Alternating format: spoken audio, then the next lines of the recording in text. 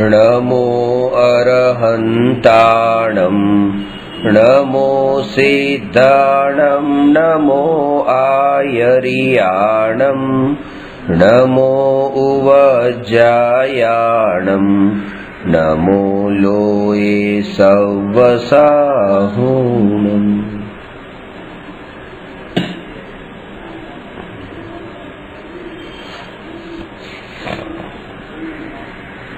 प्रश्न नंबर 288। सम्यक दृष्टि निशंक होय छे तेथी निर्भय होय छे, विवेचन करो।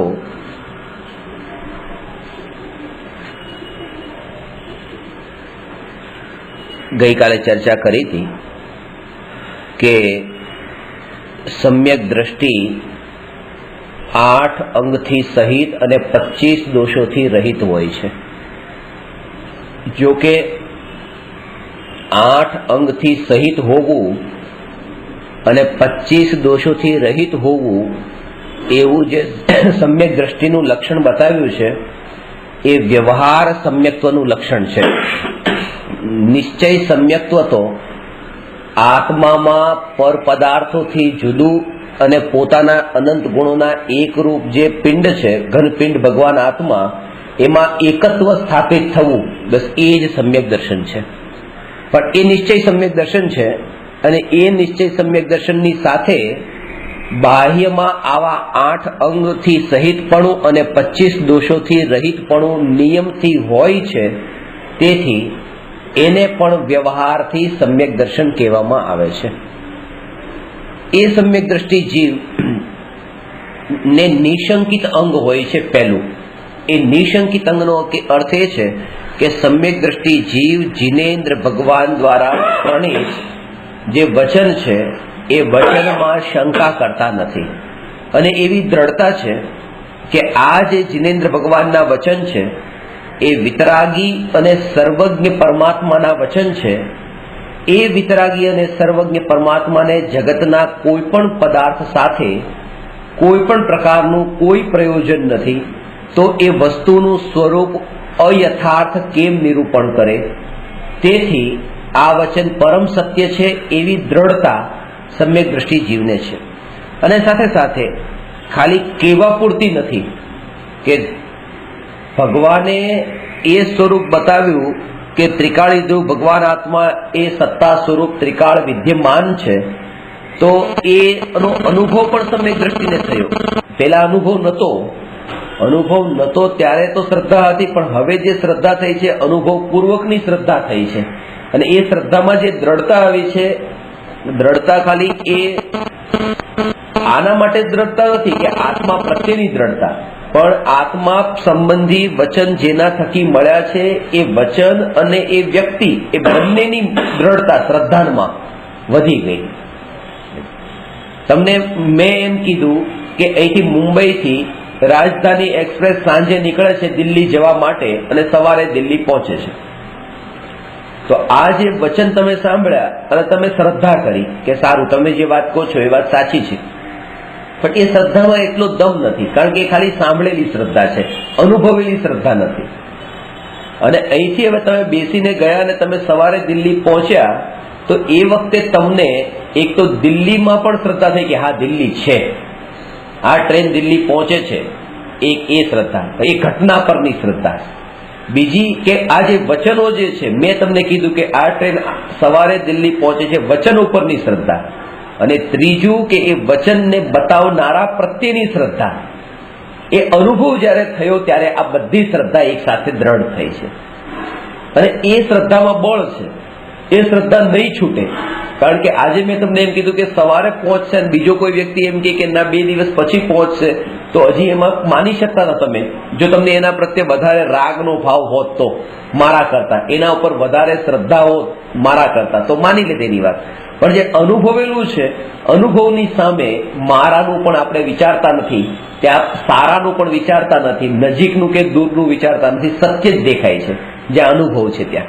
તો એ જ રીતે કે સમ્યક દર્શન થયા પછી સમ્યક દ્રષ્ટિ જીવને ભગવાને જે આત્માનું સ્વરૂપ બતાવ્યું, તો એમાં આત્મા પર પણ શ્રદ્ધા દ્રઢ થઈ, આત્મા છે એવા વચનો પર પણ શ્રદ્ધા દ્રઢ થઈ અને આત્મા છે એવા વચનો બતાવનાર એવા સર્વજ્ઞ ભગવાન પર પણ શ્રદ્ધા દ્રઢ થઈ.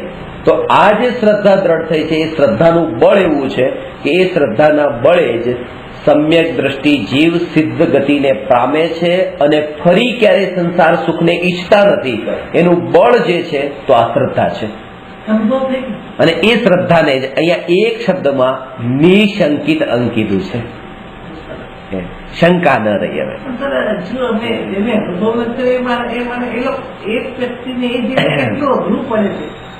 લાગે છે કારણ કે સીધી વાત છે, જોઈએ છે, ગમે છે. એ હમણાં જેમ કીધું કે આપણે જોઈએ છે હલવો પણ પૈસા ચૂકવવા છે રોટલીના, તો હલવો કેવી રીતે મળે? ગુજરાતીમાં કહેવત છે ને કે જેટલું ગોળ નાખો એટલું ગળું થાય.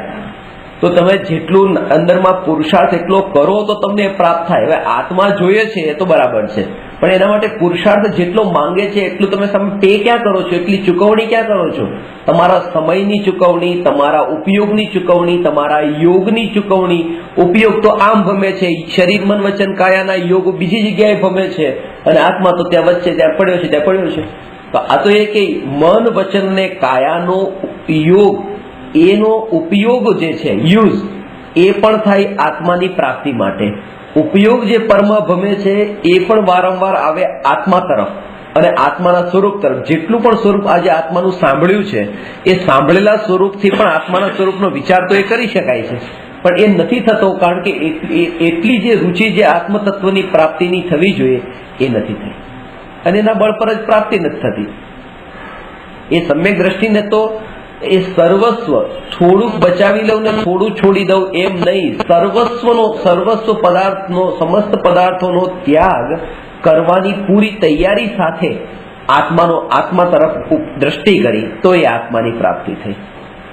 એક સ્થિતિ તો એવી આવશે એમ કે થોડો તો ભરોસો તો મૂકવો પડશે. દુકાનમાં પણ કોઈ વસ્તુ લાવીએ છીએ પહેલી વાર લાવ્યા તો દુકાનદાર પણ થોડો ભરોસો તો લોકમાં પણ મૂકીએ છીએ આપણે કે ચલો ઠીક છે. એને કીધું કે એક વાર લઈ જાઓ, ન ગમે ચલો બીજી વાર નહીં લેતા, પણ એક વાર તો આમ કરો, ભરોસો તો મૂક્યો. એટલો ભરોસો પણ નથી મૂક્યો. જ્ઞાનીએ કીધું કે એક વાર અનુભવી જો અનુભવ્યા પછી તમને ન અનુભવ ગમે બીજી વાર નહીં કરતા, પણ એક વાર તો કરી જો. એક વાર પણ નથી મૂક્યો ભરોસો કે આ જે વાત મને કહે છે એ વાત સત્ય છે. હજી એ શ્રદ્ધા નથી. ભલે આપણે બોલતા હોઈએ કે મને ભગવાનના વચન પર પાક્કી શ્રદ્ધા છે, ગુરુના વચન પર શ્રદ્ધા છે, પણ આને નિશંકિત અંગ નહીં કહેવાય. સમ્યક દ્રષ્ટિને જે અનુભવથી છે એ જ નિશંકિત અંગ છે. એ નિશંકિત અંગ છે. એટલે એના અંદર જોર છે. રેડિયોમાં જયારે સમાચાર આવે છે ત્યારે સમાચારમાં આપણને એ બતાવે છે કે હવે તમે આ સમાચાર આંખો દેખા હાલ સુનો, એટલે તમે સાંભળો. અને તમે એ નહીં સાંભળો મેને સુના હૈ વો આપ સુનો, ऐसा नहीं, हमने देखा है वो आप सुनो. કારણ કે સાંભળેલું એ બતાવતા હોય તો સાંભળેલામાં તો એટલો દમ ન હોય. કોઈ એને આવીને કહી દીધું કે અહીંયા આવું થયું છે, હવે રેડિયોમાં સમાચારમાં નહીં બતાવી દે. એનો પત્રકાર ત્યાં ગયો હશે, એને નજરે જોયું હશે, એ હવે આપણને સંભળાવશે. અને એટલે તો આપણે એ સમાચાર પણ ભલે આપણે સાંભળીએ છીએ, આપણે દેખતા નથી સમાચાર રેડિયોમાં, પણ તો એ શ્રદ્ધા પૂરી મૂકીએ છીએ કે આ જે સંભળાવવામાં આવી રહ્યું છે એ દેખેલું સંભળાવવામાં આવી રહ્યું છે.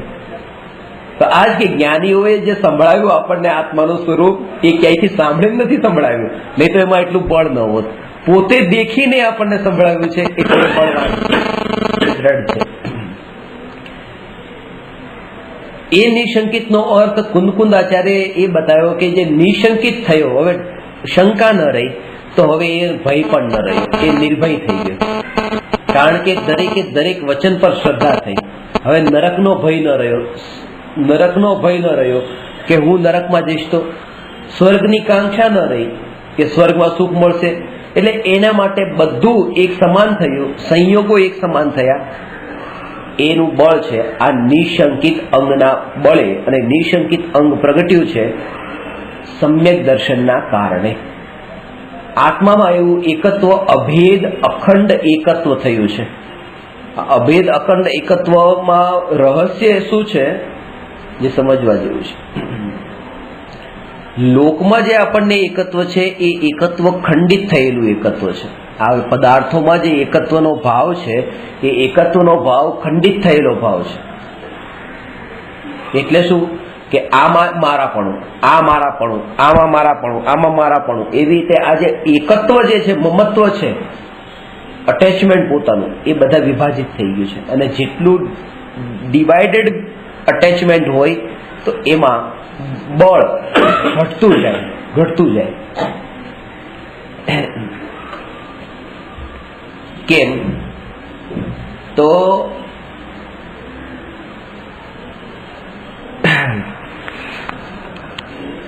તો એમાં એ બળ ઘટતું જાય છે. એનો અર્થ એ છે કે જ્યારે દીકરાને માતા પિતા પ્રત્યે તો પ્રેમ છે,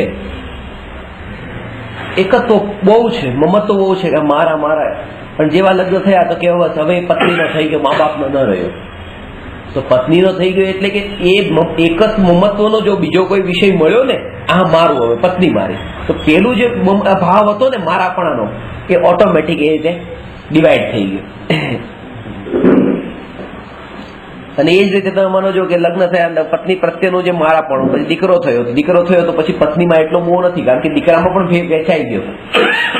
જયારે તમારે એકનો એક દીકરો હતો ત્યારે એક દીકરામાં કેટલું મારાપણું હતું, પણ જયારે બે થયા ત્યારે એટલું મારાપણું પેલામાં એટલું નથી જ રહેતું, એ ડિવાઈડ થઈ ગયું.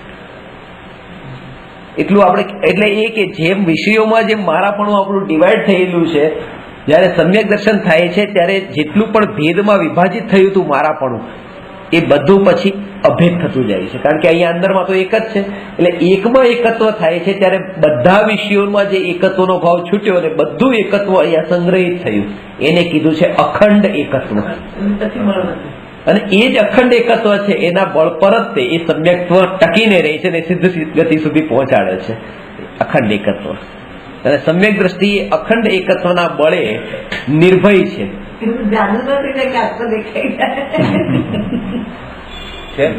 જાદુ તો છે, કારણ કે જાદુ તો એને જ કીધો છે કે સહજ થઈ જાય, સહજ થઈ જાય, સહજ થઈ જાય, એને જાદુ કીધો છે. અને જેને થયો છે એને તો આ જાદુ જ લાગ્યો છે, કારણ કે એને તો એ જ લાગ્યું છે કે આ સહજ જ થયું છે, આમાં કઈ કઈ. કારણ કે કરતા જુદો બેઠો છે, જે આત્મા જે છે, જેને આપણે કહીએ કરતા, જે કરનારો, એ તો જુદો જ બેઠો છે. એને સમ્યક દર્શન પ્રગટ કર્યું નથી. સમ્યક દર્શન પ્રગટ એ કરનારો તો નથી, પણ જે પર્યાયમાં સમ્યક દર્શન પ્રગટ થાય છે એ પર્યાય, વાત બહુ સૂક્ષ્મ છે, જે પર્યાયમાં સમ્યક દર્શન પ્રગટ થાય છે એ પર્યાય એમ કે છે કે આત્મા તરફ દ્રષ્ટિ કરવાથી અમારામાં શુદ્ધતા પ્રગટ થઈ છે એમ નથી. આત્મા એ શુદ્ધતાનું કારણ નથી.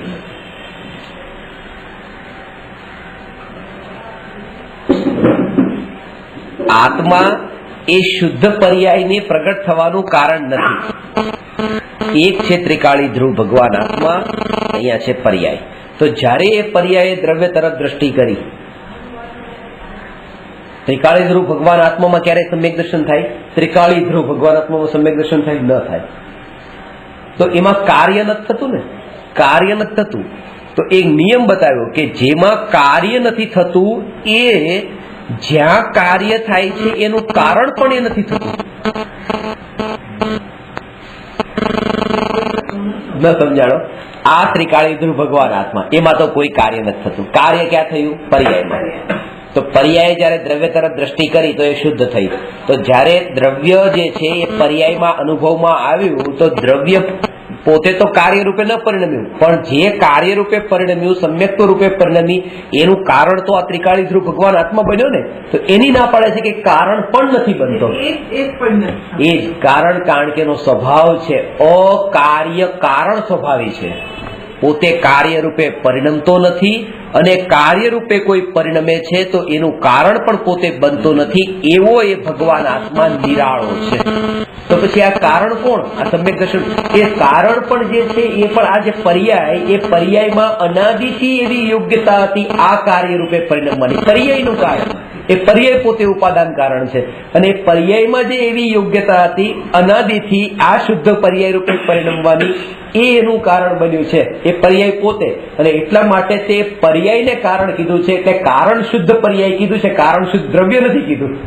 કારણ કે કારણ શુદ્ધ પર્યાય નો અર્થ કે શુદ્ધ જે પર્યાય છે એ જ એનું કારણ છે. યોગ્યતા આપે કીધી યોગ્યતા હતી પર્યાયની, પુરુષાર્થ ક્યાં? બસ એ છે યોગ્યતા હતી, એ ત્રિકાળી ઉપાદાનની યોગ્યતા હતી. અને આ જે પુરુષાર્થ જે અત્યારે દર્શન પ્રગટ્યું એ ક્ષણિક ઉપાદાનની યોગ્યતા પાકવાથી થયું. ક્ષણિક ઉપાદાન એટલે પર્યાય. હા, પેલી પર્યાય ને પર્યાયની ત્રિકાળી શક્તિ. એ ત્રિકાળી ઉપાદાન એટલે એ એક પર્યાય માત્ર રહેલી, જેમ કે અત્યારે આ જે વસ્તુ છે એ વસ્તુ 10 રૂપિયાની નોટ છે અને એક પેન સામે છે. હવે 10 રૂપિયાની નોટ આ રવિવારે પણ છે, સોમવારે પણ છે, મંગળવારે છે, બુધવારે છે, ગુરુવારે આપણે ખરીદી પેન. તો એ જે પેન જે છે ને એ પેન ખરીદવા, પેનની પ્રાપ્તિ થવાનું કારણ કોણ છે? પેનની પ્રાપ્તિ થવાનું કારણ એ પેન નથી, કારણ કે પેનને તો કોઈ વિકલ્પ નહીં, એ તો પોતે ત્યાં છે. આ પૈસાના બદલામાં આપણને પેન આપી, આપણે પૈસા ત્યાં ચૂકવ્યા તો એ 10 રૂપિયાની પેન આપણને મળી. તો કહે છે કે હવે 10 રૂપિયામાં તો રવિવારે પણ એ શક્તિ હતી, સોમવારે પણ શક્તિ હતી, મંગળવારે હતી, બુધવારે હતી. તો એવી જે 10 રૂપિયાની જે તાકાત છે કે પેનને ગમે ત્યારે લાવી શકે, એ એની ત્રિકાળી શક્તિ. અને ગુરુવારે એ રૂપે ખર્ચાણી તો મળી, એ એની પર્યાય વાળી શક્તિ, યોગ્યતા પાકી. હા, આ બહુ સૂક્ષ્મ. એટલે પર્યાયમાં કારણ કારણ બે કાર્ય કારણ. ઉત્પાદન આ જે વાત કરીને જેમ કીધું કે 10 રૂપિયાની યોગ્યતા કોઈ નવી પાકી નથી ગુરુવારે, એ તો પહેલેથી હતી જ. જો એનો એટલે અત્યારે આ જ્ઞાન પર્યાય છે, એ જ્ઞાન પર્યાયમાં પણ અત્યારે જયારે પરને જાણીએ ત્યારે એ સ્વને જાણીએ એવી એની યોગ્યતા છે, શક્તિ છે. એ નથી જાણતું વાત અલગ છે. એ યોગ્યતા, એની ત્રિકાળી શક્તિ આ પર્યાયમાં જ છે. એટલે પર્યાય જ એનું કારણ છે. જે કારણ હતું અંદરમાં એ જ કાર્ય રૂપે બહારમાં વ્યક્ત થયું છે. તો હોય એમાંથી પ્રગટે. તો આજે એવું નથી કે એ પહેલા રવિવારે ખોટી નોટ હતી, સોમવારે ખોટી હતી, પછી સાચી થઈ છે, એમ નથી. એ સાચી હતી, એ સાચી રૂપે રહી છે અને સાચી રૂપે કાર્ય રૂપે પરિણમી છે. એવી રીતે આજે જાણવારૂપ પર્યાય જે અત્યારે મિથ્યાત્વની ભૂમિકામાં ખોટી છે એમ નહીં, મિથ્યાત્વની ભૂમિકામાં પણ જાણવું તો સત્ય જ છે, સત્ય જ છે. આ જે આ વાત સમજવા જેવી છે કે મિથ્યાત્વની ભૂમિકામાં અત્યારે જે આ જ્ઞાન થઈ રહ્યું છે, આ જ્ઞાનને ખોટું જ્ઞાન નહીં કહેવું. એટલા માટે ખોટું નહીં કહેવું કારણ કે અત્યારે તમે જાણ્યું, આ જે કાન વડે સાંભળીને જાણ્યું, આંખ વડે વાંચીને આત્માનું સ્વરૂપ જાણ્યું, મન વડે વિચારીને આત્માના સ્વરૂપનો નિર્ણય કર્યો. તો આ જે આત્માનું સ્વરૂપ, આ જે જાણેલું છે અનુભવ, આ આત્માનો જ કરવાનો છે, કોઈ બીજો આત્માનો અનુભવ કરવાનો છે? આનો જ અનુભવ કરવાનો છે. જે સાંભળ્યું છે ગુરુના મુખેથી ને શાસ્ત્રમાંથી વાંચીને આત્માનું સ્વરૂપ જે સાંભળીએ છીએ એનો જ અનુભવ કરવાનો છે. હવે જે સાંભળ્યું ત્યારે સમ્યક જ્ઞાન હતું, મિથ્યા જ્ઞાન હતું ને, તો મિથ્યા જ્ઞાન તો કોને કહેવાય કે ખોટું જ્ઞાન. તો એ ખોટું જ્ઞાન બધું હતું. અને ખોટા જ્ઞાનને સાંભળીને આપણે એના ઉપર પછી શ્રદ્ધા મૂકી, આ સાચું, અને સમ્યક દર્શન થઈ ગયું. એવું કેવી રીતે બને? એટલે કે અત્યારે પણ આ જે ખોટા જ્ઞાનમાં પણ એ સાચું જ્ઞાન જ છે. એ સાચું જ્ઞાન છે એટલે એના ઉપર શ્રદ્ધા મૂકતા સમ્યક દર્શન થાય છે. એટલે તો સમ્યક દર્શન થાય કેવી રીતે? એટલે એ જ કે આ તો મિથ્યાત્વના કારણે એને આ ખોટું જ્ઞાન કીધું છે. બાકી એને શ્રદ્ધાને જયારે ભેળવીને જ્ઞાનને તમે જોવો છો તો એમ કહેવાય કે આને મિથ્યા જ્ઞાન છે, આ જી મિથ્યા જ્ઞાની. બાકી તો શ્રદ્ધાને જુદી રાખીને એકલા જ્ઞાનની પર્યાયનું પરિણમન જોઈએ તો જ્ઞાન તો નિરંતર શુદ્ધ જ છે, શુદ્ધ જ છે. પર્યાય હા, એના કારણે આ મિથ્યા જ્ઞાન કીધું, નહીં તો મિથ્યા જ્ઞાન ન કે તેને.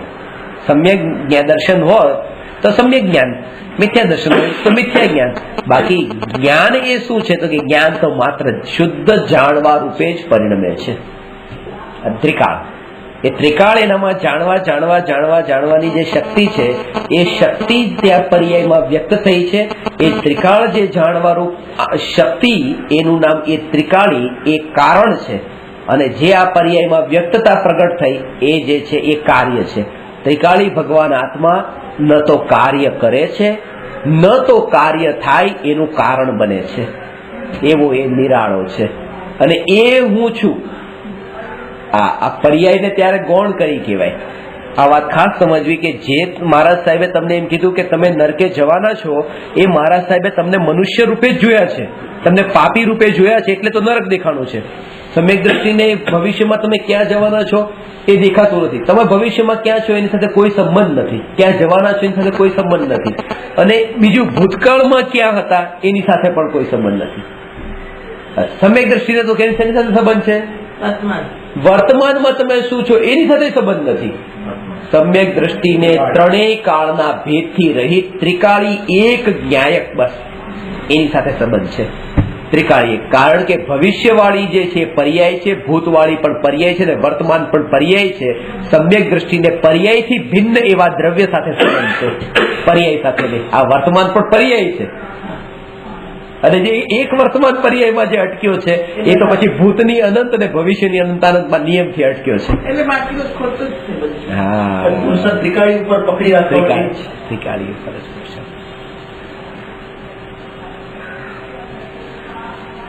જેને એ લાગ્યું છે કે આ વર્તમાનમાં મનુષ્ય છે, એને જે લાગે છે કે આ દેવ થશે, કે આ નારકી હતો, કે આ આમ હતું, એ હતું અને થશે, એ વિકલ્પોની જાળમાં તો એ જ ફસાયો છે જેને વર્તમાન રૂપે જોયું છે. વર્તમાનમાં જેમ છે તેમ જો એમ નહીં, વર્તમાનમાં જેમ છે તેમ જો એમ નહીં, કીડીને કીડી રૂપે મકોડાને મકોડો, એમ વર્તમાનમાં જેમ છે તેમ જો એમ નહીં. આ કાળના ભેદને છોડીને કાળના ભેદથી રહિત એવા ત્રિકાળી એક અભેદ, એ તે વિકલ્પોની જે તરંગો છે એને શાંત કરે છે. કારણ કે આ જે વિકલ્પ વર્તમાનમાં એ આ સ્થિતિ છે, તો બીજા પડે પછી આ સ્થિતિ છે, ત્રીજા પડે આ સ્થિતિ છે, તો આ વિકલ્પોની તરંગ થવાની છે એ રૂપે દેખતા. તો અને ત્રિકાળ એકરૂપ દેખતા અહીંયા પણ એકરૂપ અવસ્થા રહે છે. એટલે આ જે વિકલ્પો વાળી જે અનેકરૂપ અવસ્થા થતી હતી એ અનેકરૂપ અવસ્થા ત્યાં થતી નથી. ત્રિકાળ એક રૂપ એટલે પર્યાયથી જુદું. કારણ કે પર્યાય જે છે એ ક્ષણે ક્ષણે અનેક રૂપ છે, અને દ્રવ્ય છે તે ત્રિકાળ એક રૂપ છે.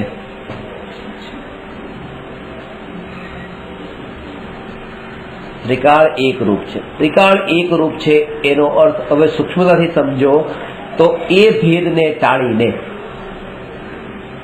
તમે અત્યારે તમારું જ્ઞાનનું જ્ઞેય હું બનું છું, બીજા સમયે જ્ઞાનનું જ્ઞેય ટેબલ બને છે, ચોથા પછી તમે એ રીતે ત્રીજા સમયે જ્ઞાનનું જ્ઞેય ખુરશી બને છે.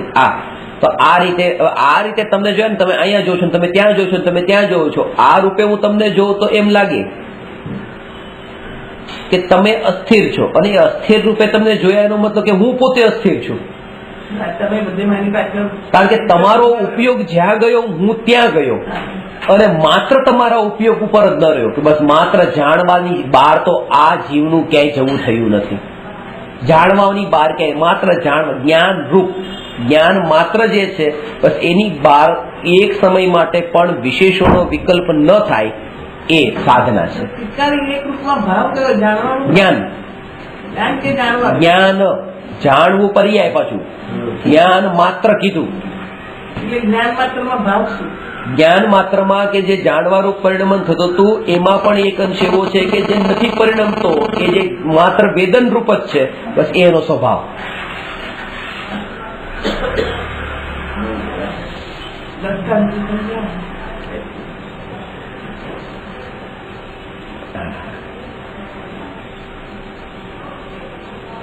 જ્ઞાન માત્ર એનો સ્વભાવ, એટલે જ્ઞાન માત્ર એનો સ્વભાવ જે છે. જેવું એક 10 ની નોટ છે, એક 100 ની નોટ છે, એક 1000 ની નોટ છે. હવે પહેલા સમયે 10 ની જાણી, બીજા સમયે 100 ની જાણી, ત્રીજા સમયે 1000 ની જાણી, બરાબર છે. ત્રણેય સમયે ભાવ એક સરખા રહ્યા? મિથ્યા દ્રષ્ટિએ ન રહ્યા. પણ સમ્યક દ્રષ્ટિ જ્ઞાની પહેલા સમયે જાણે, બીજા સમયે જાણે, ત્રીજા સમયે જાણે, ત્રણેયમાં એક સરખું જ્ઞાન રહ્યું. જ્ઞાન પણ એમાં પણ જ્ઞેય બદલાણું એટલે જ્ઞાનની અવસ્થા બદલાણી કે નહીં? આ 10 છે તો જ્ઞાનનો આકાર 10 થયો કે નહીં? અહીંયા 100 ની નોટ છે તો જ્ઞાનનો આકાર એ થયો કે નહીં? અહીંયા 1000 છે તો જ્ઞાનનો આકાર એવો થયો કે નહીં? તો આ જે ભેદ પડ્યો કે નહીં? તો એવા ત્રણે જે ભેદ પડ્યા ને જ્ઞાનની આકારમાં, તો એમાં તો એક રૂપ તમે જો આમાં કે આમાં 10 છે, આમાં 100 છે, અને આમાં 1000 છે. એ હવે એમાં કેટલું લખ્યા છે ડિજિટ એ તમે છોડી દો. તો પછી ખાલી નોટ જ છે, નોટ જ છે, એમાં કોઈ વિકલ્પ છે? પછી નોટ માત્ર છે, નોટ માત્ર. આ તો 10, 100 અને 1000 ત્યાં પછી વિકલ્પ છે, ત્યાં ભેદ છે. એટલે એમાં એકરૂપપણાનો મતલબ શું છે? નોટ માત્ર, જ્ઞાનમાં. સમજાય ગયું? પૈસાથી તો ભલું સમજાય. આ નોટ માત્ર છે કે જયારે આપણે એટલા માટે જ તે, એટલે જેને લક્ષ્ય એ છે કે લક્ષ્મીની પૂજા મારે કરવી છે, તો પછી લક્ષ્મીની પૂજા કરનારાને પછી એ 10ની નોટની પૂજા કરે કે 100ની કરે, 1000ની કરે, એને ફરક નથી. લક્ષ્મીની પૂજા થઈ ગઈ, બસ લક્ષ્મી. તો આ જ્ઞાન લક્ષ્મી માત્ર જેનું લક્ષ્ય છે, બસ એને પછી આ ભેદ નથી. સમ્યક દ્રષ્ટિ જીવ એ 7 ભયોથી રહિત છે. કારણ કે સમ્યક દ્રષ્ટિને દ્રઢ શ્રદ્ધાન છે કે હું આત્મા ત્રિકાળ સત્તા સ્વરૂપ છું, ત્રિકાળ સત્તા સ્વરૂપ છું, પરથી ત્રિકાળ જુદો છું અને સ્વથી ત્રિકાળ અખંડ અભેદ છું. તેથી આ 7 ભય જે સમયે નિર્વિકલ્પ અનુભૂતિ થઈ એ જ સમયે છૂટી ગયા છે. નિર્ભય અવસ્થા નો અર્થ આ 7 ભયને સમજીને થશે. કેવી નિર્ભય અવસ્થા છે? ત્રિકાળ સત્તા સ્વરૂપ છું, હું ભગવાન આત્મા ત્રિકાળ સત્તા સ્વરૂપ છું, પરથી ત્રિકાળ જુદો છું અને સ્વથી અખંડ અને અભેદ છું.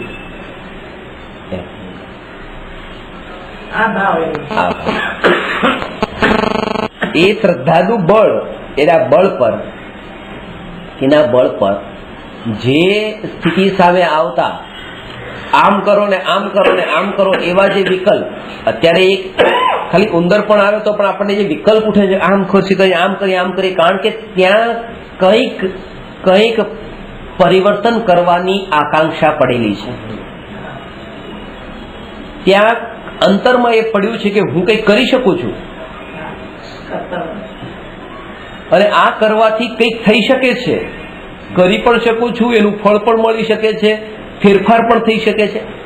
આ માન્યતાને લઈને ત્યાં ખુરશી ઊંચી થાય છે.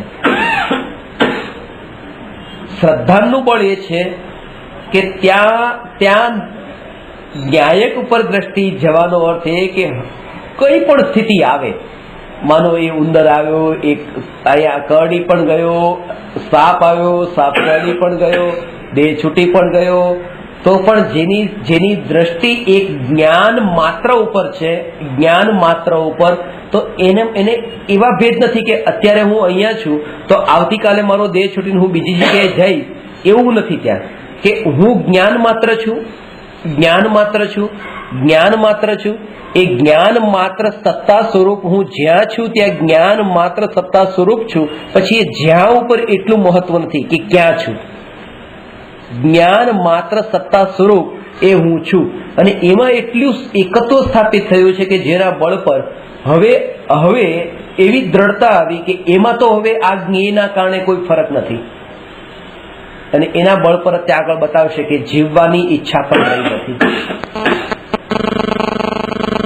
કારણ કે શરીરને અસાર જાણ્યું, શરીરને અસાર જાણ્યું એટલે જીવવાની ઈચ્છા ન રહી. અને જેને અસાર જાણ્યું હોય એને નષ્ટ કરવામાં કોણ સમય બગાડે? એટલે મરવાની ઈચ્છા પણ ન રહી કે લાવ હું આને નષ્ટ કરી દઉં, કારણ કે અસારની પાછળ કોઈ આટલો સમય ન બગાડે. એના કારણે જ એ જીવવાની ઈચ્છા પણ નથી ને મરવાની પણ ઈચ્છા નથી. જેને મૂર્તિને સ્થાપીને માન્યું કે મૂર્તિમાં ભગવાન છે, અને જેને નતા માનતા એને મૂર્તિને સ્થાપી નહીં, પણ મૂર્તિ સ્થાપી તેને તોડવાનું કામ કર્યું. તોડવાનું કામ કરવા વાળાએ પણ શું કર્યું? એમાં પણ એને કંઈક સાર તો લાગ્યો છે. એને અસાર લાગી હોત ને મૂર્તિ, કે મૂર્તિ અસાર છે, તો તોડવાની મહેનત પણ શું કામ કરે છે? કે જે અસારની પાછળ, કચરાની પાછળ કોઈ આટલો ટાઈમ થોડો બગાડે. પણ આ જ રીતે આ શરીર માટે, કે શરીરને જેને સારભૂત માન્યું છે એ જ શરીરને સારભૂત માન્યું છે એ જ જીવવાની ઈચ્છા કરે છે, ને શરીરને સારભૂત માનનારો જ મરવાની ઈચ્છા કરે છે. કારણ કે એને શરીરમાં કંઈક માન્યું છે, શરીરને એટલી પ્રધાનતા આપી છે એટલા માટે. આ સંસાર એટલા ઘર છે.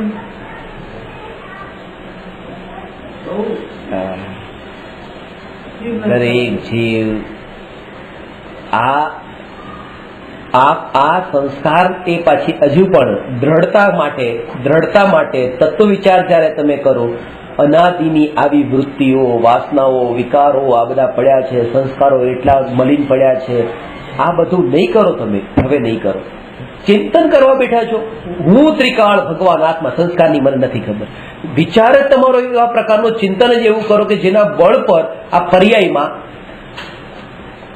પડેલી અશુદ્ધતા જ ન રહે.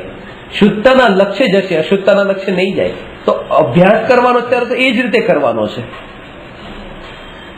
અને એક જાણ્યું કે અત્યારે મારી દશા અધૂરી છે, તો ગુરુને વંદન પણ કર્યા, પરમાત્માને વંદન પણ કર્યા, શાસ્ત્રને વંદન કર્યા, તો આ ભાવ પણ છે.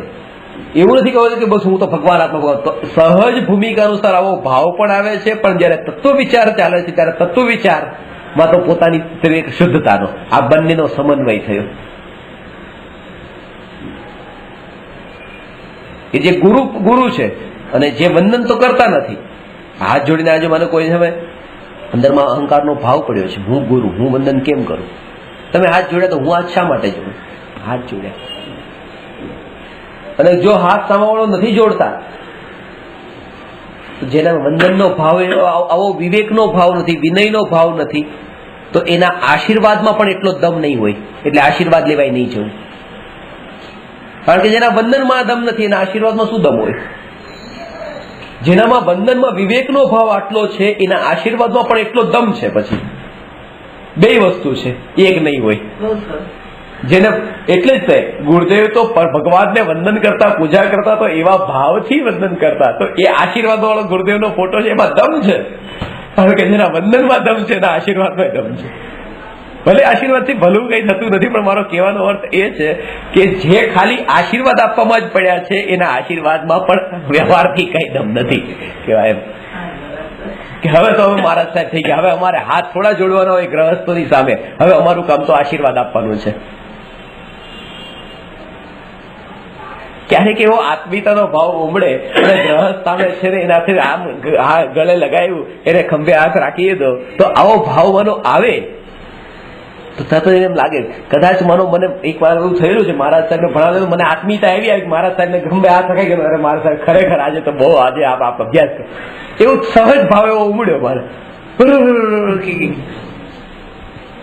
તમે સ્પર્શી ગયા, એનો સ્પર્શ એમ કે નિયમ છે, અમને કોઈ અડે નહીં. શાસ્ત્રમાં એ છે કે સાધુ ગ્રહસ્થને ન અડે, તો એમાં ભાવ ઉલટો, તમને સમજ્યું ઉલટું કે સાધુ ગંદા થઈ ગયા. ખરેખર શું સાધુને સ્નાન વ્રતનો નિયમ હોય, સાધુને સ્નાન વ્રતનો નિયમ છે, તો પોતે નાતા નથી અને સામાવાળા નાયક જોઈને તૈયાર થયેલા છે. હવે નાયા ધોયા ન હોય એ પેલા વાળાને અડી જાય તો પેલો ગંદો થઈ જાય ને. એટલે સાધુ એને ન ચડે, સાધુ એનાથી દૂર રહે. ગ્રહસ્થ એટલે સાધુ એનાથી દૂર રહે, જેથી કરીને પેલો ગંદો ન થઈ જાય મારી મલિનતાથી. નાયો ધોઈને આવ્યો છે, આ કે હું જ ગંદો થઈ ગયો તો મને હાથ લગાડ્યો છે, હું ગંદો થઈ ગયો.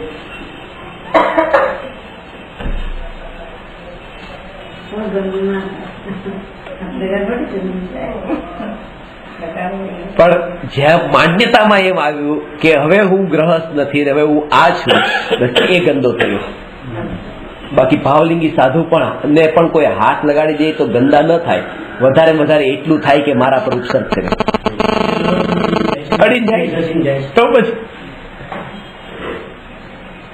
આ તો લક્ષ્ય જેનું બહારમાં છે, પર્યાયમાં છે, એને જ આવા વિકલ્પો ઉઠે છે અને એ જ આવા ઉપચારો પણ શોધે છે કે હું દૂર રહું, અડું નહીં, આમ ન કરું, આમ ન કરું. ત્યાં સામાયિક તૂટે છે. સામાયિક આમ નથી તૂટતું, ટચ કરવાથી સામાયિક નથી તૂટતું. વિકલ્પ ઉભો થયો ત્યારે સામાયિક તૂટ્યું, વિકલ્પ ઉભો થયો ત્યારે સામાયિક તૂટ્યું.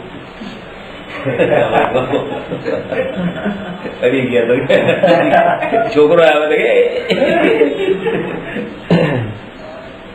નાનો છોકરો હા, ના પાડે તો પણ આ ઠીક થાય. અરે આજ મોટી નબળાઈ કે નાનો છોકરો આવ્યો છે ને મોટા નથી આવ્યા ને આ ખબર પડી ને અડ્યો છે ને નથી અડ્યો ને એ ખબર ત્યાં સામાયિક નથી.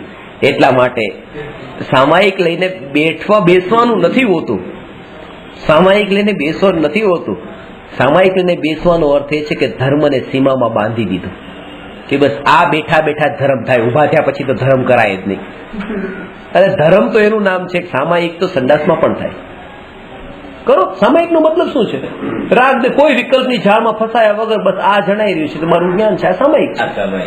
એ સ્થાને તો એમ કે તમે સામાયિક ને બદનામ કરી દીધું.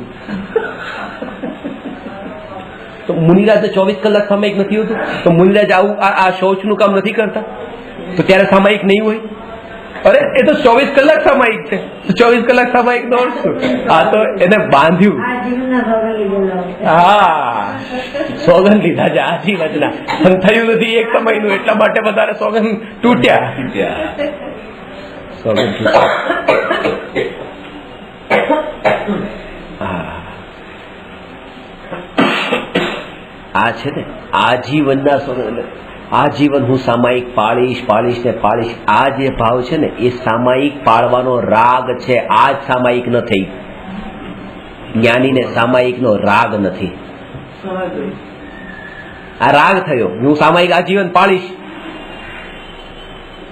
ચારિત્રનો રાગ થઈ ગયો. ચારિત્રનો રાગ થયો પછી તો રાગ તો પછી આગલી પર્યાયનો વિકલ્પ કરવાનો તમારી પાસે અવકાશ નથી. ગઈકાલે એમણે મને એમ કીધું કે તમે મારે ત્યાં આવો, તમે કંઈક ફ્રૂટ આવતી વખતે લઈ લેજો, કંઈક તો લઈ લે, થોડું લઈ લેજો. આવતી વખતે અઠવાડિયા પછી 2 અઠવાડિયા. અત્યારે આ વિકલ્પ કરી શા માટે વિકલ્પોની જાળવવા જોઈ જશે. એ સમયના વિકલ્પોમાં એટલે દૂર સુધી લંબાણા કેમ? મેં કીધું પૂતગલની પર્યાય માટે તો આગલી પર્યાયનો પણ વિકલ્પ નહીં. અને ચેતનની અનંત કાળના ભવિષ્યનો વિચાર કે અનંત કાળનું ભવિષ્ય. હા, ચેતન તત્વો માટે એટલે કે અનંત કાળ સુધી મારે સિદ્ધ ગતિને પામીને ત્યાં અનંત કાળ સુધી એ સ્થિતિને પામું, એના લક્ષ્ય આ સાધના કરું છું. એટલે પોતાની પર્યાયનો તો અનંતપણાનો વિચાર, અનંત મારું અસ્તિત્વ છે. અને પર માટેનો આગલા સમયની પર્યાયના વિકલ્પમાં પણ ન ફસાય. પણ એ ન ફસાય તો જ પોતાનો વિચાર કરવાનો સમય મળે. આ તો પહેલેથી ફસાયેલો છે, તો આ વિચાર કરવાનો સમય મળે ક્યાંથી? એટલે આવતે અઠવાડિયે આમ કરશું ને એની પછી આમ કરશું, એની પછી આમ. એટલે પ્લાનિંગ ને જેને આપણે પરફેક્ટ કહીએ છીએ, પ્લાનિંગ નહીં બાંધો. જેને પ્લાનિંગ બાંધ્યા છે ને એને હજી ખબર નથી કે પ્લાનિંગ બધા અસાર છે. અસાર છે. પ્લાનિંગ નો મતલબ ખાલી આ કહેવાનું નહીં, અંદરમાં એનો ઉપયોગ જોડાયેલું પ્લાનિંગ, એની વાત કરું છું. એમ કીધું આપણે આવતા બુધવારે અહીંયા મળીશું, તો પ્લાનિંગ નહીં કર્યું. પણ એ કે આવતા બુધવારે મળશું એનો વિકલ્પ હવે પછી કેટલી વાર કર્યો? જે વિકલ્પોમાં આપણે ફસાયા, એ વિકલ્પના અંદર ફસાયા, એ જે છે એ આપણને હવે ઉપયોગ સ્વભાવ તરફ નથી આવવા દેતો, કારણ કે ઉપયોગ ત્યાં ગયો છે પાછો.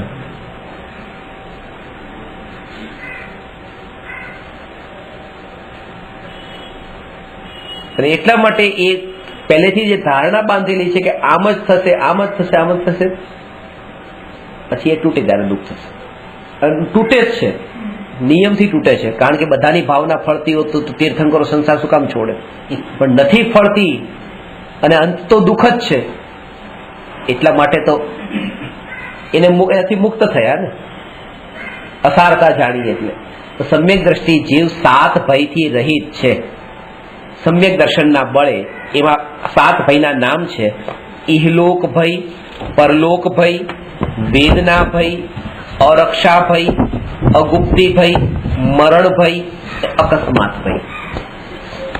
થોડી ચર્ચા આપણે આની સામાન્ય રૂપે પેલા કરેલી છે, પણ તો પણ આ પ્રકરણ આવ્યું છે, આપણે લઈ લઈએ છીએ.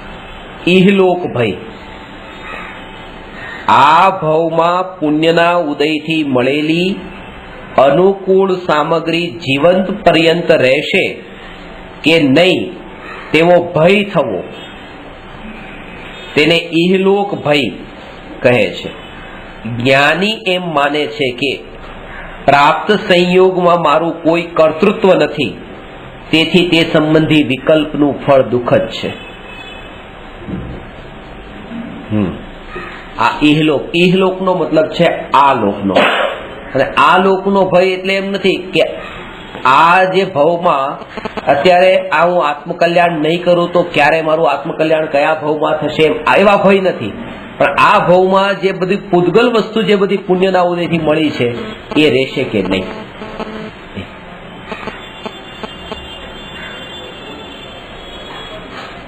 એનાથી એટલું નજીકપણાનો સંબંધ કે એના વગર નહીં ચાલે, એના વગર નહીં ચાલે.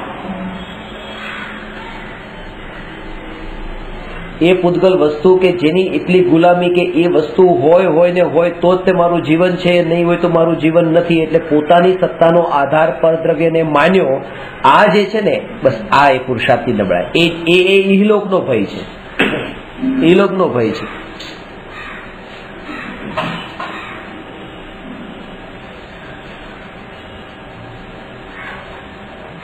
મોંઘવારી વધે છે, પૈસા વગર જીવન કેમ ચાલશે?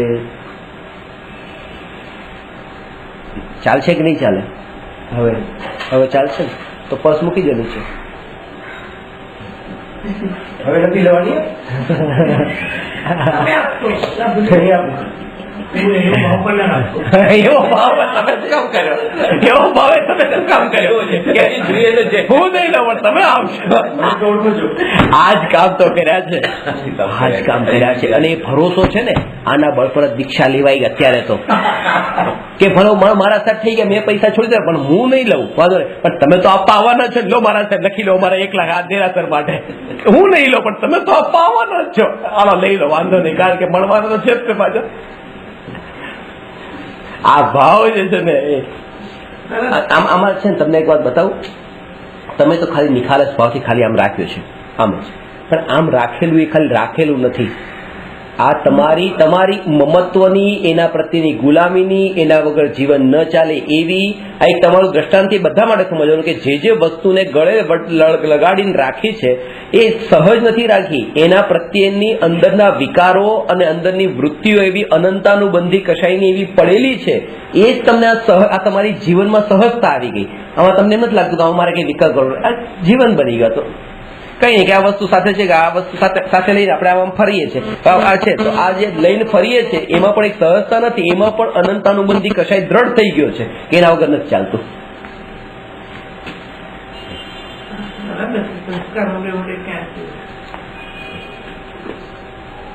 નથી ચાલતું.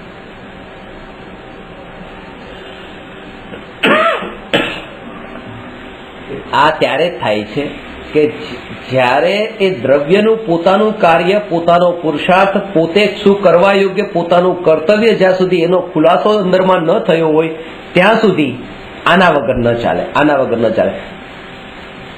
દીકરો નહીં હોય તો ચાલશે, અહીંથી ઘરે જવું હોય દીકરો ન હોય તો ચાલે, મિત્ર ન હોય તો ચાલે, ઓળખીતા ન હોય તો ચાલે, ફર્સ્ટ જોઈએ, પૈસા છે તો ઘરે પહોંચવાશે. આવી એક ધારણા દ્રઢ કરેલી છે. જેને ત્યાં પહોંચવું છે એવું જેનું ધ્યેય છે, પહોંચવાનું જ જેનું ધ્યેય છે, એને પછી આ નહીં છૂટે, કારણ કે આના વગર ત્યાં ઘરે નહીં પહોંચાય. પણ જેનું ધ્યેય એ છે કે એ ધ્યેય બાંધી, દ્રઢતા નથી બાંધી, ઘરે જ પહોંચવું છે, ઠીક છે, જેમ હશે એ સ્વીકાર છે, તો પછી આનો અનંતાનુબંધીનો કશાય પણ ઓટોમેટિક ઘટતો જશે. કારણ કે ધ્યેય બદલાઈ ગયું, સાધ્ય બદલાઈ ગયું, તો પેલું સાધન જે હતું એ પણ છૂટતું ગયું. સાચું.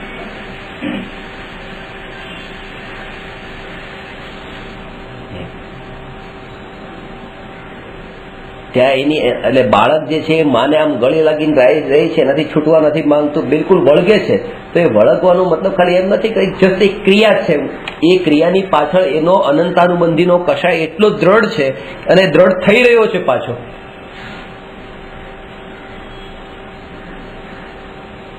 એ સમયે વધારે ગાંઠ લાગી રહી છે સંબંધની.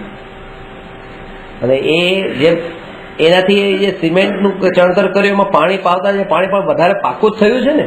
તો આ પહેલા તો એ થઈ ગયું, આપણે સંબંધ તો બંધ થયો કે આ માનો અને દીકરાનો સંબંધ થયો, પણ હવે આ જે ક્રિયાઓની અંદર સાથે રહેલા ભાવો એ જ એવા સંસ્કાર દ્રઢ કરે છે કે સંબંધને વધારે ગાઢ બનાવે છે. અગ્નિ ઉપર જેમ ઘી હોમવા જેવું આ કામ કરીએ છીએ, એટલે એનાથી પહેલા કમસે કમ ભલે અગ્નિ ઉપર પાણી ન રેડો પણ ઘી તો બંધ કરી દો. નવો જે કશાયની પરંપરામાં જે ઊંડા ઉતરે છે એ પેલા બંધ થાય. આના વગર મારું જીવન નહીં ચાલે. આ મારું જીવન નહીં ચાલે એટલે આ શ્વાસોશ્વાસથી જે જીવન ચાલે છે, આ શરીરનું જે જીવન ચાલે છે એ જ મારું જીવન છે એવું જેને માન્યું છે એને જેમ લાગે છે કે આના વગર મારું જીવન નહીં ચાલે. અને એ એકના કારણે થઈને અનેકનો ગુલામ બનશે. પછી આના વગર નહીં ચાલે, પૈસા વગર નહીં ચાલે, પૈસા મને કોણ લાવીને આપે, દીકરા વગર નહીં ચાલે તો દીકરાને પછી મારે ખુશામત પણ કરવાની થશે પછી, કારણ કે આ વસ્તુ મારે જોતી છે. નહીં તો જો જોતી ન હોત તો એ કરવાનું પણ ન થાય, તો પછી સહજતા હોત, પછી એનાથી એકત્વ પણ ન હોત. એ એકના મોહના કારણે એના અનંતાનું મંદિરનો અર્થ એ છે કે ઇન્ટરલિંક છે, દૂર દૂર સુધી આ કરે છે. કસ્ટમર સાથે કોને વખાણ કરવા, કસ્ટમરને કોને આ બધું કરવું પડે? જેને આ એકત્વનો મોમોનો ભાવ છે એ આ બધું કરવા જાય છે, જેને એ નથી એને પછી કઈ કેવું પણ નથી પડતું. એટલે જડ મૂળ પકડવાનું કે મૂળમાં ક્યાં ભૂલ થઈ રહી છે. મૂળમાં ભૂલ એ છે કે પોતે પોતાનું સ્વરૂપ, પોતાનું જીવન શું છે એનો વિચાર નથી કર્યો. શરીરનું જીવન તે મારું જીવન માન્યું અને પોતાનું જે જીવન છે એ જીવનનો વિચાર જ ન કર્યો. એટલે જ ઇહલોકનો ભય રહ્યો. એ વિચાર નહીં કર્યો.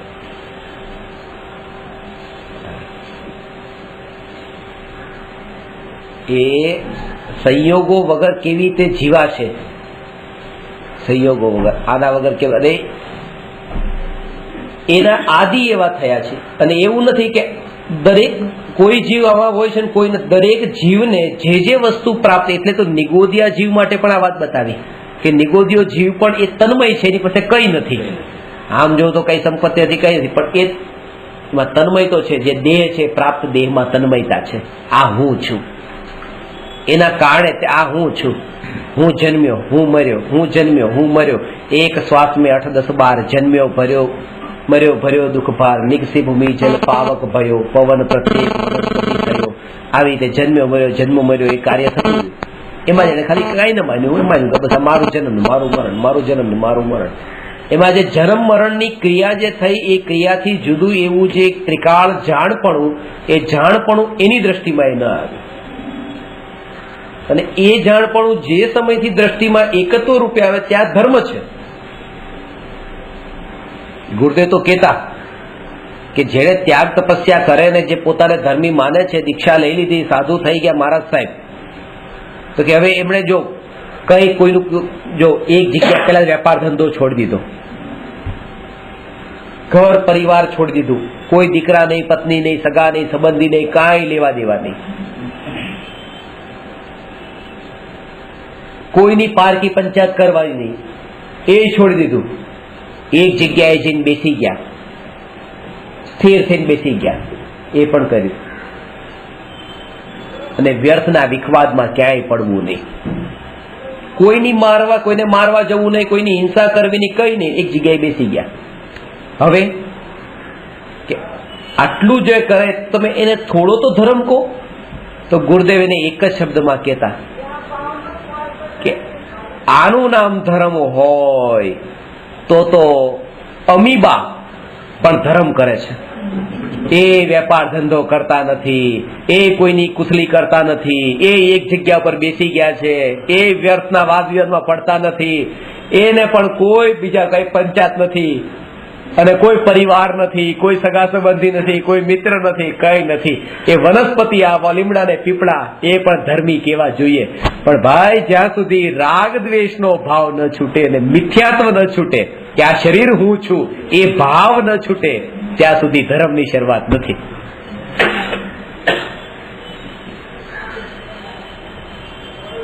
આ દૂર દૂર સુધીના પદાર્થોમાં એને પણ એટલું તો ત્યાં છે કે આ લીમડો તે હું છું, પીપળો તે હું છું. એ લીમડો ને પીપળો નામ પણ ન હોય, પણ આ જે છે બસ પ્રાપ્ત દેહની વાત, એ તન્મયતા. લીમડો તો આપણે કીધો, પીપળો આપણે કીધો, એ તો આપણા માટે છે. એના માટે તો લીમડો પીપળો પણ નથી.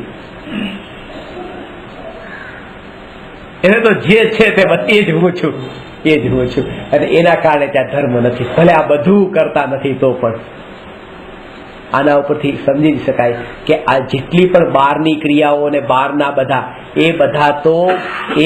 એ સ્થિતિ સુધી પહોંચવા માટે કઈ કરવા નથી. પાપના પોટલા બાંધીને સીધો મરે તો સીધો ત્યાં જાય એકેન્દ્રીમાં તો ઓટોમેટિક થઈ ગયો. એવો શું કરવું પડ્યું એને? એવું એ જો આનું નામ જ ધર્મ હોત તો મરવાનું જ હતું ખાલી બાકી, અને મરીને ગયો તો ધર્મ થઈ ગયો. પણ એ ધર્મ નથી. એટલા માટે જો એ ધર્મ નથી તો પછી એવી ક્રિયાઓ જે અહીંયા થઈ રહી છે એ ક્રિયાઓ પણ ધર્મ નથી. અને ઉલટું તો એ છે કે એને તો સહજ નથી, આને તો વિકલ્પ પૂર્વક છોડ્યું છે. એને તો સહજ નથી તો ઉલટો વધારે ધર્મી થઈ જવો જોઈએ કે નેચરલ છે. એને તો સ્વની અસ્થિ વિના આ પર પદાર્થોથી છૂટે નહીં ત્યાં સુધી, એ સ્વની અસ્થિ વિના ન છૂટે ત્યાં સુધી છુટકારો નથી, બંધન. વનસ્પતિ સુધી આ વાત બતાવી નથી. પોતાની પાસે સંપત્તિ, એને પણ આ ભાવ તો પર પદાર્થોમાં દૂરનો પડેલો છે. નથી જેની પાસે, હોય એને તો હોય જ છે, ન હોય એને પણ ભાવથી તો પડેલું જ છે. એક ભિખારી રસ્તા પર ભીખ માંગતો હતો. એવો પહેલવાન હતો. થોડા દિવસથી પછી ભીખ માંગવાનું એને ત્યાં બંધ કરી દીધું. એટલે ત્યાંના જે લોકો એને ઓળખતા હતા તો એને પૂછ્યું, ભાઈ તું ભીખ માંગવા અહીંયા કેમ નથી આવતું? તો કે એમાં એવું છે કે મારી બેનના લગ્ન થયા અને મેં આ મોહલ્લો જે છે એ મારા જીજાજીને દહેજમાં આપી દીધો. બેનને દહેજમાં આપ્યો જીજાજીના નામે. પણ જીજાજીનો માણસ અહીંયા કોઈ ભીખ માંગશે.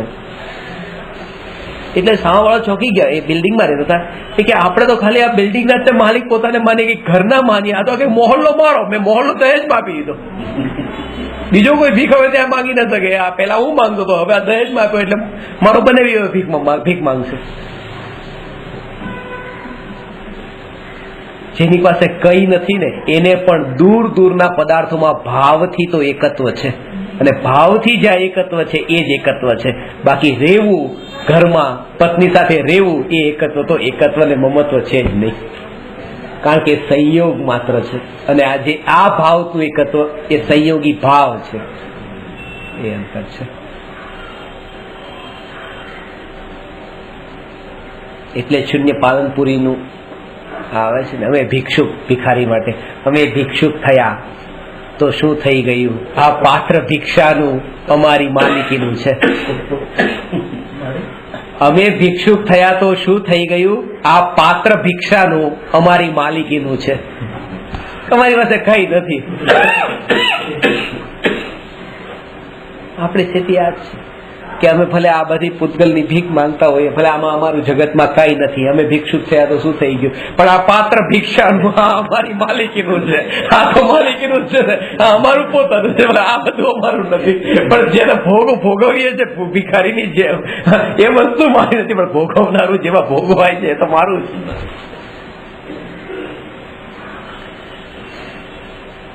જળથી જેને ચેતનની સત્તાને માની છે એને ઇહલોકનો ભય છે. જળથી જેને ચેતનની સત્તાને માની છે એને ઇહલોકનો ભય છે. દવા લઈશ તો મારું જીવન ચાલશે એમ જેને માન્યું છે, ડોક્ટર હશે તો મારું જીવન ચાલશે એમ જેને માન્યું છે, પૈસા હશે તો મારું જીવન ચાલશે એમ જેને માન્યું છે, એને ભૂલ જીવન શું છે એ ભૂલ કરી છે. આના કારણે એમાં ભૂલ નથી. એ તો એ વિચાર સહજ કોઈને આવે. જે માનતો હોય કે હું શરીર છું એને તો એ વિચાર આવે જ કે ડોક્ટર વગર જીવન નહીં ચાલે, અને દવા વગર જીવન નહીં ચાલે, અને પૈસા વગર જીવન નહીં ચાલે. એને એ વિચાર આવશે. પણ જેની દ્રષ્ટિ પલટાઈ ગઈ, જેને માન્યું કે હું આત્મા છું, તો હવે એના માટે આ વિચારધારા બદલાઈ ગઈ. ત્યાં બધું પછી શૂન્ય થઈ ગયું. ડોક્ટર, દવા, પૈસા, બહારના સંયોગો, અનુકૂળતાઓ એ બધું છે.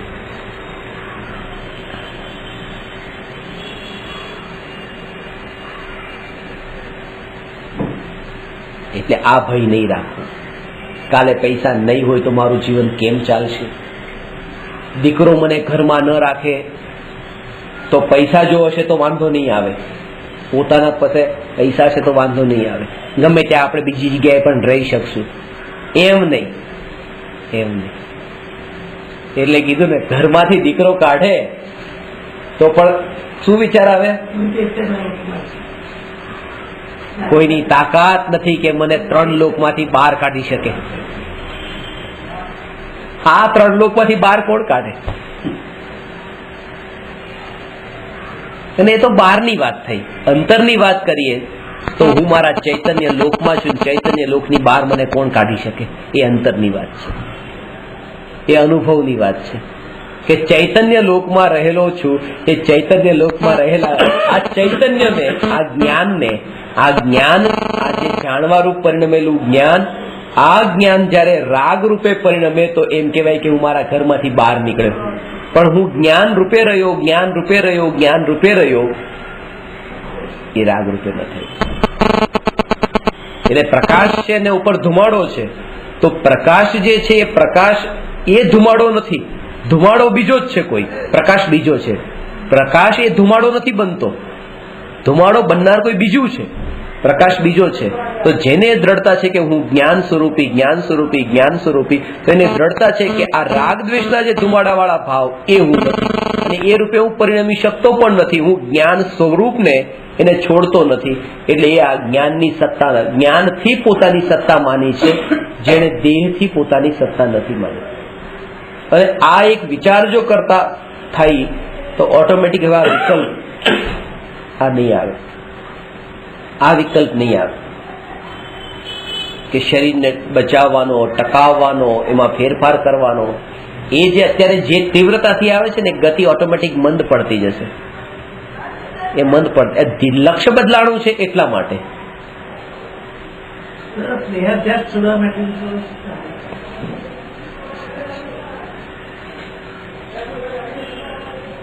આ ઇહલોક, આ ભવમાં મરણ પર્યંત કોઈ ભય નથી હવે.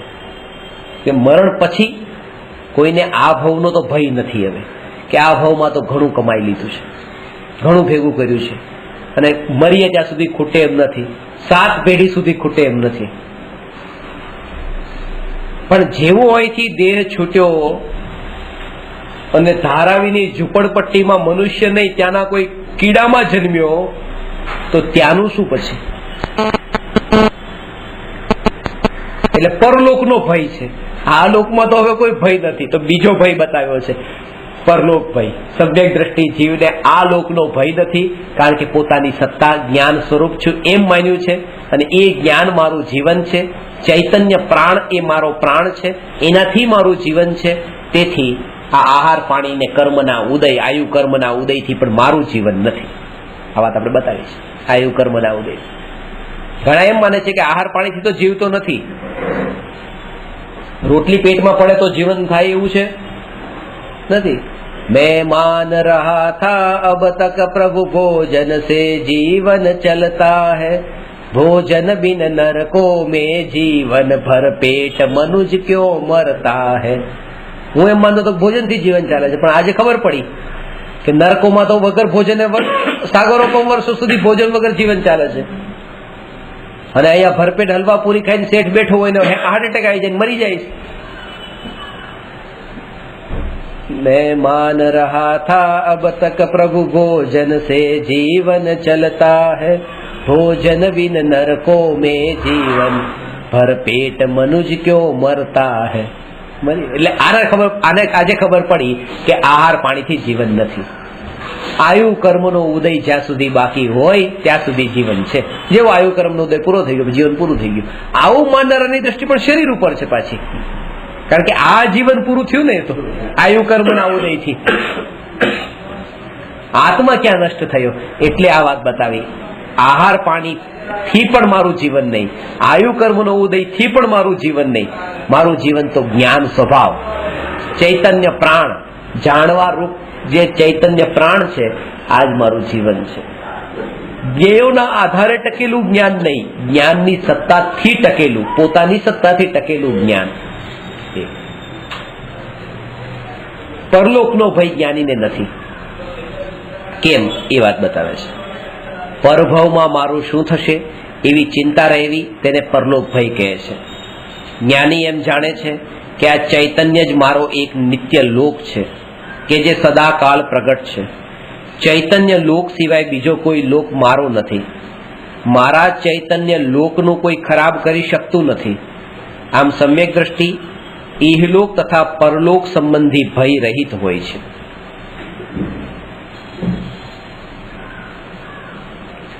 એ આવતા ભવમાં શું થશે, આવા ભવના ભેદોના વિકલ્પોમાં પહેલા તો જ્ઞાની પડતા નથી. આ ભવ ને આવતો ભવ, કારણ કે એ જાણ્યું છે કે જે નિત્ય છે તો નિત્ય માટે પછી આ ને આવતો ને એની પછી આ બધામાં ખંડિત કેમ કરવું? હું નિત્ય છું તો નિત્યને ક્ષણિકમાં ખંડિત કેમ કરું? એટલે એ વિકલ્પ કરતા નથી. બીજું એ કે જે ભયથી પાપ નથી કરતા ને એની પણ અસારતા બતાવી. જેમ કે પહેલાના જમાનામાં એવી રીતે હતું કે રાજાદિકના ભયથી એ પાપ નતા કરતા કે પરસ્ત્રી તરફ ખરાબ નજર નહીં કરવી, કેમ કે રાજા છે, રાજા સજા આપશે, ફાંસી ચડાવી દેશે. તો એવી રીતે નરકાદિના ભયથી પાપ નથી કરતા. તો નરકાદિના ભયથી પાપ નથી કરતા તો એ પાપથી મુક્ત થવાનો ઉપાય નથી. આ બતાવ્યું છે, શાસ્ત્રોમાં જ બતાવ્યું છે કે આમ પાપ કરશો તમે નરકમાં જશો, નરકમાં એનું ફળ મળે, બતાવ્યું. પણ આથી ડરીને જે કરે છે એ તો શરૂઆતમાં એને બતાવવા માટે કે આનું ફળ આવું મળે છે, એ કથન કરવાની એવી પદ્ધતિ છે. રાવણ નરકે ગયા તો કેમ નરકે ગયા? કે સીતાનું હરણ કર્યું એટલે નરકે ગયા. અને હરણ કર્યું પણ સ્પર્શ તો નતો કર્યો ને સીતાનો. હવે બીજી બાજુ એક રાજાએ તો પરસ્ત્રીનું હરણ કર્યું, એને ભોગવી પણ, અને તોય સ્વર્ગે ગયા. આ પણ કિસ્સો આવે છે કે સ્વર્ગે ગયા. તો કે કેમ સ્વર્ગે ગયા? તો કે એમણે મુનિરાજને એક આહારદાન આપ્યું હતું એટલે સ્વર્ગે ગયા. તો કથન કરવાની પદ્ધતિ આવા પ્રકારની છે. એટલે આનાથી મોટું પાપ કર્યું હતું તો એને સ્વર્ગ, તો એ સ્વર્ગ બતાવવા માટે તેને કંઈક તો એવી ઘટના બતાવવી પડે ને કે જે તો કોઈ એમ માની લે કે પછી આનાથી મોટું પાપ કરે તો સ્વર્ગ મળે, આને તો નાનું પાપ કર્યું એટલે નરક મળે. એટલે એમાં આશય ખોટો કેમ નતો તો એનું કારણ બતાવ્યું છે કે ત્યાં પ્રયોજન એ બતાવવા માંગે છે કે જેમ પરસ્ત્રીનું હરણ કરવાનો ભાવ જે છે એ ભાવ પાપ છે ને પાપના ફળમાં નરક મળે એ બતાવ્યું છે. અને મુનિરાજને આહારદાન આપવાનો ભાવ એ શુભ ભાવ છે ને શુભ ભાવના ફળમાં દેવગતિ મળે એ બતાવવું છે. ત્યાં બે ઘટનાને ગૌણ રાખી. બાકી રાવણે પણ જીવનમાં ઘણા સારા કામ કર્યા હતા, એ ત્યાં ગૌણ રાખ્યા છે. ત્યાં આ પાપના ભાવનું ફળ અશુભ ગતિ અને શુભ ભાવનું ફળ શુભ ગતિ એવો એ બતાવવા માટે શાસ્ત્રમાં આ કથન કર્યું છે. એટલે સમજવા જેવું છે. કૂતરાને નમોકાર મંત્ર સંભળાવ્યો તો કૂતરો દેવગતિમાં ગયો. હવે આવું હોય, કૂતરાને નવકાર મંત્ર સંભળાવ્યો તો કૂતરો દેવગતિ હોય. 3 વર્ષનું કૂતરાનું આયુષ્ય છે તો 2 વર્ષ પૂરા થયા. કૂતરાને માનો આયુષ્ય કરવાનો બંધ ત્યારે 2 વર્ષે પડ્યો 2/3 છેલ્લી ઘડીએ નમોકાર મંત્ર સંભળાવ્યો. હવે જયારે 2/3 ત્યારે તેને દેવગતિનો બંધ થઈ જ ગયો હતો. જયારે આયુનો બંધ ત્યારે તો કોઈ નમોકાર મંત્ર સાંભળ્યો નતો. સમજાણો ને? અત્યારે નમોકાર મંત્ર કાનમાં પડ્યો, અને કાનમાં પડ્યો પણ એને સમજાણો પણ હોય કે ના સમજાણો હોય કોને ખબર? ત્યારે એને સાંભળ્યો કે નહીં સાંભળ્યો? બોલવા વાળા તો બોલ્યા પણ એને સાંભળ્યો કે નહીં? સાંભળ્યો પછી સમજ્યો કે નહીં? અને સમજી પણ લીધો તો ભાવ આવ્યો કે નહીં પંચ પરમેષ્ઠી પ્રત્યેનો? અને ભાવ આવ્યો તો એ ભાવના લક્ષ્ય દેહ છોડવાની તૈયારી થઈ કે નહીં? વાંધો નહીં, પરમેશ. પણ આ તો કઈ નથી, ખાલી કૂતરાને નમોકાર મંત્ર સંભળાવ્યો, કૂતરો સ્વર્ગમાં ગયો. વાત એ છે નમોકાર મંત્રની મહિમા બતાવવા માટે આવું કથન કરવામાં આવે. આ કથન કરવાની પદ્ધતિ છે જૈન શાસનની.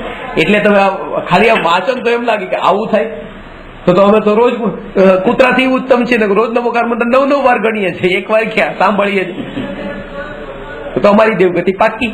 એ તો સંભળાય, તો સાંભળીએ, બોલીએ, પોતે ભાવથી બોલીએ તો દેવગતિ પાકી. એમ નથી.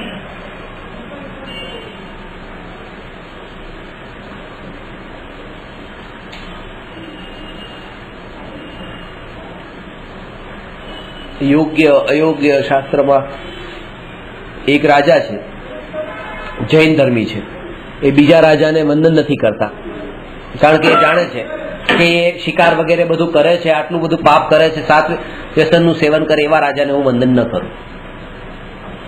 જૈન ધર્મી છે, એમણે એ ન કર્યું. પણ પોતે ભગવાનની મૂર્તિને અયોગ્ય સ્થાન પર રાખીને બસ એ આવી રીતે રાખીને ત્યાં ભગવાનની ભક્તિ કરી રાખી. રાજાને પગે ન લાગુ, ભગવાનને ભલે ગમે ત્યાં રાખીને પણ ભગવાનની ભક્તિ કરું, રાજાને ન કરે. પછી આ બે કામ એને કર્યા. એક તો રાજાને વંદન ન કર્યા અને ભગવાનની મૂર્તિ યોગ્ય સ્થાન પર રાખી. એને એમ માન્યું કે આ જૈન ધર્મનું એક અંગ છે કે ભલે ભગવાનને હું આવા ગોખલામાં પણ રાખી દઉં, પણ એ રાજાને પગે, અહીંયા પગે લાગીશ ગોખલામાં રાખેલા ભગવાન પર, ત્યાં રાજાને વંદન કરું. શાસ્ત્રમાં એ બતાવ્યું કે આ વાત યોગ્ય નથી, કારણ કે સમ્યક દ્રષ્ટિ જીવ આવું અનાદર નથી કરતા, ભગવાનની મૂર્તિને ગમે ત્યાં ન રાખી દે. અને સમ્યક દ્રષ્ટિ જીવ હોય તો પણ એ રાજાને વંદન કરી લે, કરે તો પણ દોષ ન લાગે. હવે શાસ્ત્રમાં તો એવું લખ્યું કે કુગુરુને વંદન કરવા એમ નહીં, કુગુરુનો સેવક, કુદેવનો સેવક અને કુધર્મનો સેવક, એ સેવક હોય ને એની પ્રશંસા પણ કરે ને તો મિથ્યાત્વનો દોષ લાગી જાય. ભગવાન નથી કીધા, કુગુરુ તો જેને ખાલી એમ કીધું કે કોઈ જીવને સમ્યક દર્શન નથી થયું અને પોતાના ગુરુ તરીકે બતાવે છે અને બધા પાળે છે નિયમ, પાછા જોઈને ચાલે, બધું નિયમ પાળે, પણ આત્મજ્ઞાન નથી થયું, પોતાને ગુરુ માને છે અને મનાવે છે. એને કોઈ વંદન કરતું હોય તો એ કુગુરુ સેવક છે. કુગુરુ સેવકને ક્યારેક આમ હાથ જોડવાની વાત તો દૂર, એને પ્રશંસા કરે તો મિથ્યાત્વનો દોષ લાગ્યો. અને એ રાજા સાત વ્યસનને સેવે, એને હાથ જોડ્યા તો પણ સમ્યક દર્શન ન છૂટ્યું. કારણ એ છે કે રાજાને હાથ જોડ્યા છે ત્યારે રાજામાં ગુરુપદ સ્થાપિત નથી કર્યું, અને અહીંયા ધર્મનું અંગ માન્યું છે, એને ધર્મનું અંગ નથી માન્યું. આ જ અંતર છે. એટલે આ વાત સમજાણી ને કે પાપ કરે ને પુણ્ય કરે. પાપ કરવા વાળા તો ખબર છે કે આ ધર્મ નથી, પણ પેલા પુણ્ય વાળાને તો ધર્મ નથી, તેમ છતાં એને ધર્મ માન્યો છે.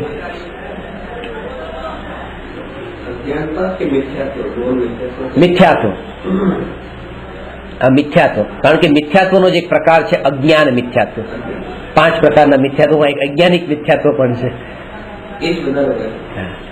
બધા જ હોય એક સાથે, કોઈ ક્યારેક વધારે પ્રગટ દેખાતા હોય, દરેક સમય અલગ અલગ ક્રિયા થતી એટલે 12માં વ્યક્ત અલગ અલગ થતા હોય, બાકી અંતરમાં તો બધા એક સાથે કર્યા છે.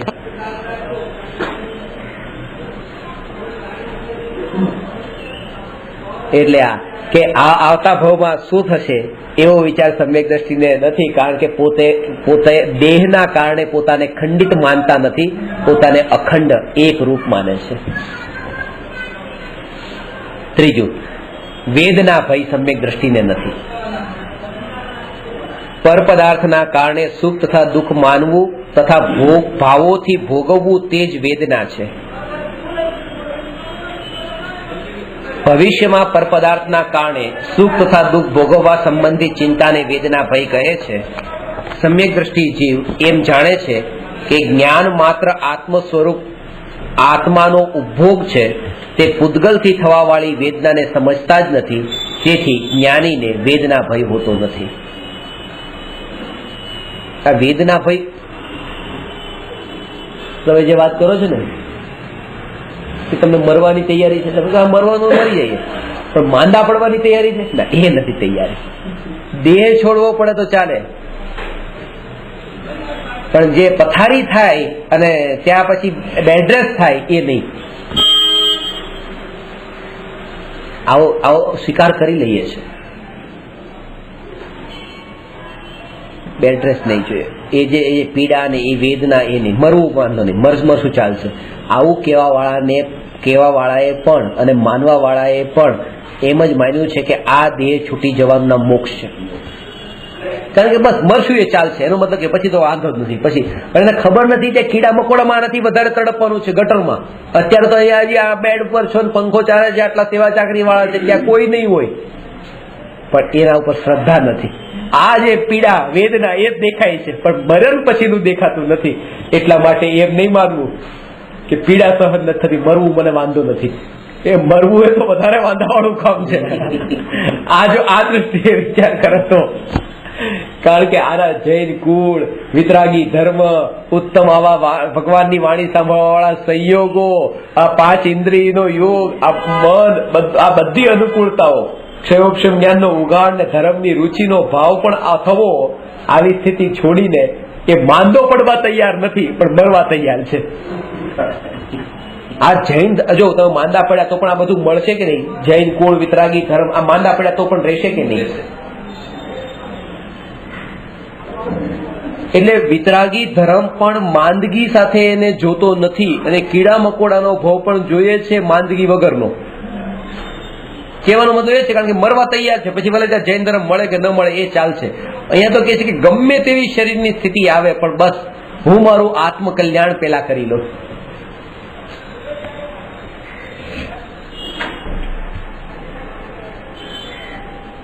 ગઈકાલે જ રાત્રે મને એક ભાઈએ કીધું, મને કે પેલા હું મુસલમાનોની બહુ નિંદા ટીકા કરતો હતો, મુસલમાનને કામ પર પણ ન રાખું ને મુસલમાન પ્રત્યે દ્વેષ એટલું કે મુસલમાન સાંભળવા ન દો મુસલમાન. અને એના કારણે થઈને તો કે મારી વાઈફે કંઈક મુસલમાનને કામે રાખ્યો હતો ઘરે, એના કારણે થઈને વાઈફને મેં વચ્ચે કંઈક 6 મહિના તો પિયર સાસ મોકલી દીધી પિયર. ત્યાં આને કામ પર કેમ રાખે, તું જતી રહે, જો આને તું કામ પર રાખો તો પેલી કંઈક પણ ત્યાં મળતા નથી કે ના મારે મુસલમાન તો જોઈએ જ નહીં. તો આ દ્વેષ તો પત્ની ઉપર આવ્યો મુસલમાન પ્રત્યે, મુસલમાનને કામ પર રાખવા વાળી પત્ની ઉપર પણ દ્વેષ. મને કે હવે આ બધું પણ પેલા કરતો તો છોડી, હવે તો એમ જ છે કે બસ મને કોઈને જે કરવું મને વિતરાગી જૈન ધર્મ મને મળે, આવતો ભાવ પણ મારો જૈન ધર્મ મળે, આવતો ભાવ પણ મને જૈન ધર્મ મળે. હવે આ જ ભાવ છે. આવતો ભાવ જૈન ધર્મ મળે આવું બોલવાનો અધિકાર કોને જ ખબર છે? જે આ મનુષ્ય ભાવ જે મળ્યો છે ને એની એક એક પળનો સદુપયોગ કરતો હોય. અત્યાર સુધી તમે કઈ વેડફો છો, પૂરેપૂરું કઈ કરતા નથી કે આવતો ભાવ આવો મળે, આવો મળે. મળે શું કામ? ખાવા પીવા મળે, આવતો ભાવ જલસા કરવા મળે. જેને આ મનુષ્ય ભાવની તમને મહિમા આવી ને કે આવતો ભાવ પણ આવો મળે, તો મહિમા આવી તમે એનો યુઝ શું કર્યો બતાવો ને. અને બોલો છો એમ કે આવતો ભાવ પણ મનુષ્યનો જ મને મળે, મનુષ્યનો જ મળે. આ તો જેને અંતરમાં એવો મહિમા ભાવ આવ્યો, એનો સદુપયોગ કરતો થઈ ગયો હોય, એની એ ભાવના હોય કે મારું પ્રયોજન જ્યાં સુધી સિદ્ધ નથી થતું ત્યાં સુધી આવા યોગ મને મળતા રહે. ભાવ આવે મળ્યું છે ને તો વાપરતા નથી. અને પેલાની મહિમા કરીએ છીએ. હા પેલા ચોખ્ઠા કીધું, દાંતના ચોખ્ઠા પડ્યા, ચોખ્ઠા એ 100 રૂપિયાના ચોખ્ઠા ખરીદીને મળ્યા છે. ભાઈ સાચવજો, નોકર પણ આમ પાડી દે ને એ ભાઈ જોજો 100 રૂપિયાના ચોખ્ઠા છે દાંતના, 100 રૂપિયાના છે, 100 રૂપિયા ખર્ચા છે ને એટલે એની વેલ્યુ છે. અને આ જે પેલા બધા હતા ને મફતના હતા, 100 રૂપિયા થોડા ખર્ચા હતા. હવે તમે વિચાર કરો કે મહિમા કોની, એની મહિમા વધારે છે, આની વેલ્યુ કોની વધારે છે? પણ પેલામાં 100 ખર્ચા છે ને. અને ખરેખર તો આનું જેટલું 100 વાળાનું ધ્યાન રાખે એનું આટલું આનું રાખ્યું હોત ને તો આ ખરીદવા જ ન પડે. એ ન તૂટ્યા હોય એટલે જેટલું ધ્યાન અત્યારે આનું કેરફુલીથી રાખે છે કે દાંતને સાચવું. પણ એ પેલો મફતનો માલ હતો ને આ છે ખર્ચેલું છે 100. એટલે વિચાર તમે કરો કે જે આવી અમૂલ્ય આવા યોગ, આજે ઉત્તમ સંયોગ છે. આ દાંત પણ આખું શરીર તો છે, ત્યાં એક દાંત આટલો ઉત્તમ સંયોગ છે, પણ એની કિંમત કરતા પેલી 100 રૂપિયાની કિંમત વધારે છે. કારણ કે આને સાચવવાનો ભાવ એવો નતો, પેલા ને હતો. વિરાસતમાં મળ્યા બરાબર છે. બાપ કમાય હોય એમાં એટલું બધું ન થાય, આપ કમાયમાં ખબર પડે કે આમાં કેટલી મહેનત કરી છે.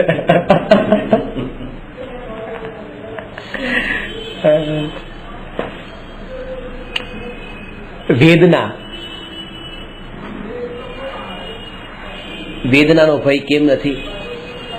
આ વાત બહુ સમજવા જેવી છે. મરણના કાળે જયારે શરીરમાં એટલી પીડા થતી હોય છેલ્લી ઘડીએ,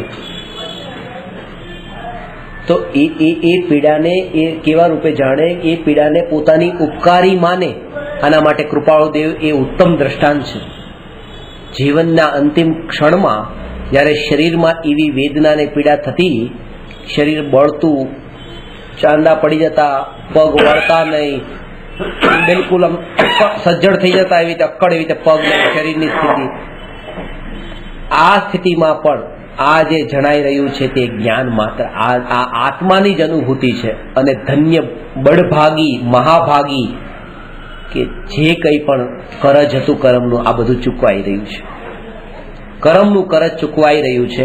કારણ કે જેટલી પણ પ્રતિકૂળતાઓ આવી હોય એ આવી જાય. એટલે ગઈકાલે વાત કરીને એ ઉપાય નથી. જે શત્રુથી તમને બનતું નથી એનાથી મોઢું ફેરવી લો, એના સાથે નહીં જાઓ, આ ઉપાય નથી. જ્ઞાની તો એને એમ કહે છે કે આ જે ઉદય આવ્યા છે બરાબર છે, સ્વીકાર છે, મને આવી જાઓ, ક્ષમતા ભાવે જાણી લીધા. કારણ કે જાણવાથી સિવાય હું બીજું કરી જ શું શકું? જાણી લીધા. સ્વભાવ મારો જાણવાનો છે, જાણવાનો સ્વભાવ છે, તો જે સ્વભાવની બહાર જઈને તો કામ કરનાર નથી હું. જે સંયોગો આવ્યા એને ક્ષમતા ભાવે જાણી લીધા. એનાથી નજીક જઈને ગળે પણ નથી લાગવું, એનાથી દૂર પણ નથી લાગવું. જેમ આવ્યા છે એમ જાણ્યા, અને એ જાગૃત કરાવે છે. સુઈ હાથમાં વાગી તો ધન્ય ભાગી સમજો કે આ સુઈ વાગતા તરત જ મને જાગૃત કરાયો કે આ જણાયું તે મારું જ્ઞાન છે. એ સંયોગે મને મારા સ્વભાવની જાગૃતિ અપાવી છે. આ જણાયું તે મારું જ્ઞાન છે. આમ ખબર નથી પડતી, કલાકથી બેઠા હતા, પણ જેવી સુઈ વાગી ત્યારે એક એલર્ટ થયા. એ જે સંયોગો આપણને એલર્ટ કરાવનારા છે તે સંયોગોને ધન્ય સમજીને, પોતાનું ભાગ્ય સમજીને, એનો સ્વીકાર કરીને એમ વિચાર કરે કે આ મારા જ્ઞાનની જાગૃતિ કરાવનારા સંયોગો, આનાથી ઉત્તમ સંયોગ બીજા કોણ? સદગુરુનો યોગ મળે તો સદગુરુ શું કામ કરે છે? મને જાગૃત જ કરાવે છે. આ સંયોગોએ ગુરુનું કામ કર્યું છે. આ મારા માટે ગુરુ સમાન છે કે જેણે મને જાગૃતિ અપાવરાવી છે. એને ગુરુ માનીને શિરોધાર્ય કરો, એને સ્વીકાર કરો. દૂર નથી ભાગવું. ગુરુ સામેથી આવતા હોય ને દૂર ભાગે તો કેવું લાગે? ગુરુ છે, દરેક પ્રતિકૂળતા ગુરુ છે, કારણ કે આપણને જાગૃત કરાવે છે. સંસારમાં સુખ નથી એ વાતથી આપણને એલર્ટ કરાવે છે. જે શ્રદ્ધા વારંવાર દ્રઢ થતી હોય છે ભોગોના કાળે કે જો આ સુખ મળ્યું, પણ એ પ્રતિકૂળતા એનો અહેસાસ કરાવે છે કે સુખ નતું, તો આ તો ગુરુનું કામ કર્યું એણે. કે જે ગુરુ કામ કરતા હતા કે ભોગમાં સુખ નથી, એ કામ આ પ્રતિકૂળતાએ કર્યું છે. એ કામ પ્રતિકૂળતાએ કર્યું.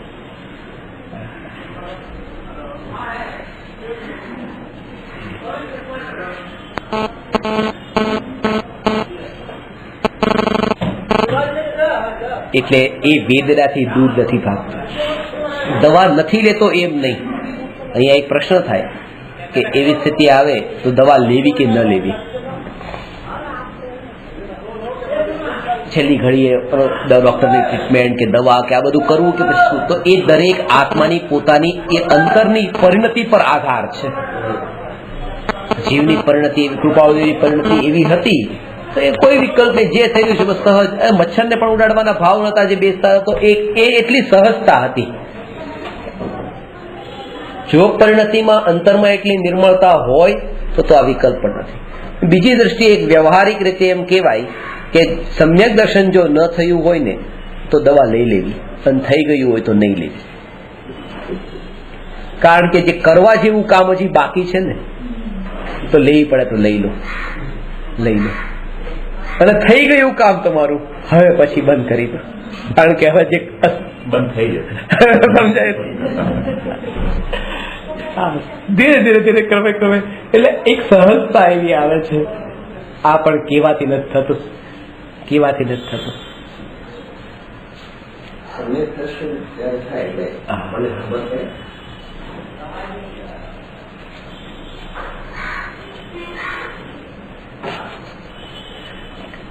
ખબર પડે એ તો બહુ સામાન્ય શબ્દ વાપરો. એ વખતે અંતરમાં અતિન્દ્રિય આનંદના ફુવારા છૂટે. પ્રદેશે આનંદની ધારા વહે. પ્રદેશે અને એ સ્થિતિ એનું નામ છે. કારણ કે પોતાને ખબર ન પડે અને દુનિયાને તો પડતી જ નથી, તો પછી કોને પડે? એટલે એ કીધું સમ્યક દર્શન તમને થયું છે, હવે દુનિયાને તો દેખાતું નથી, અને તમને તો પણ જો ન દેખાય તો કોણ દેખાય? અને ખરેખર તો એ છે કે ભગવાનને તો માત્ર એટલું જણાય છે, ભગવાનના જ્ઞાનમાં તો એ જણાય છે કે આ સમ્યક દર્શન થયું. ભગવાનને અનુભવાયું નથી. તમારું સમ્યક દર્શન તો તમને જ અનુભવાયું છે. એ ખાલી જાણ્યું એમ નથી, જણાય એમ નહીં, ખબર પડી એમ નહીં. ખબર પડી છે તો કેટલાયને, અનંતને, પણ એ અનુભવ તો એકને જ થયો છે. કારણ કે એ પોતે એને અનુભવે છે. એ પોતાની અનુભૂતિ એ પોતાનામાં છે અને થઈ શકતી નથી. સિદ્ધ ભગવાન એને અનુભવી શકતા નથી. અને અહીંયા સુધી કે અનુભવવાનો ભાવ છૂટ્યો ત્યારે જે સિદ્ધ થયા છે. પરની અનુભૂતિના વિકલ્પ છૂટ્યા ત્યારે જ નિર્વિકલ્પ થયા છે. પણ આ તો સ્વભાવ એવો છે કે સહજ જ્ઞાનમાં જણાય છે, વિકલ્પ નથી અનુભવવાનો અને અનુભવી શકાતું પણ નથી.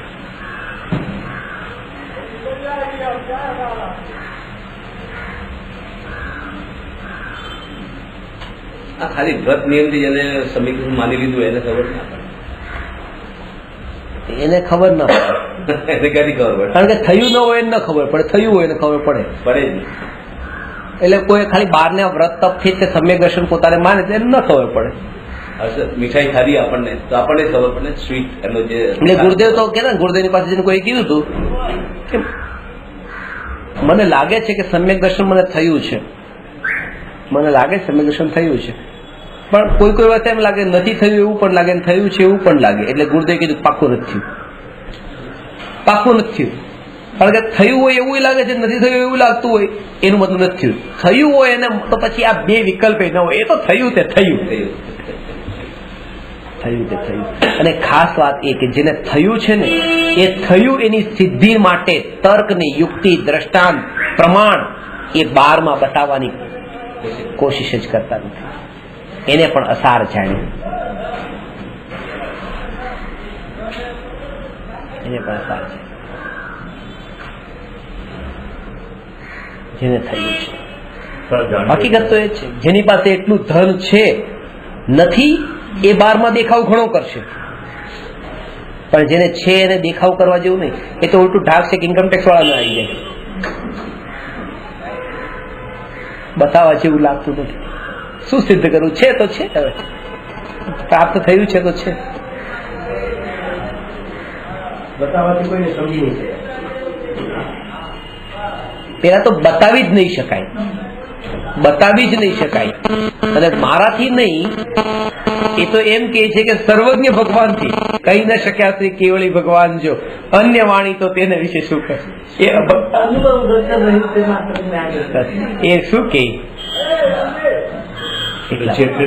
એટલે સીધી વાત છે. આજે ગોળ ચાખ્યો, મોઢામાં મૂક્યો, ગોળ ચાખ્યો, ગોળ ચાખતા મીઠો લાગ્યો.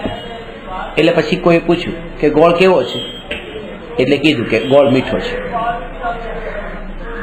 તો જે આ મીઠાશનો જે અનુભવ અને આ જે કીધું કે ગોળ મીઠો છે, તો એ અનુભવને બતાવ્યો ને કે ગોળ મીઠો છે, મીઠાશના અનુભવને કે નહીં.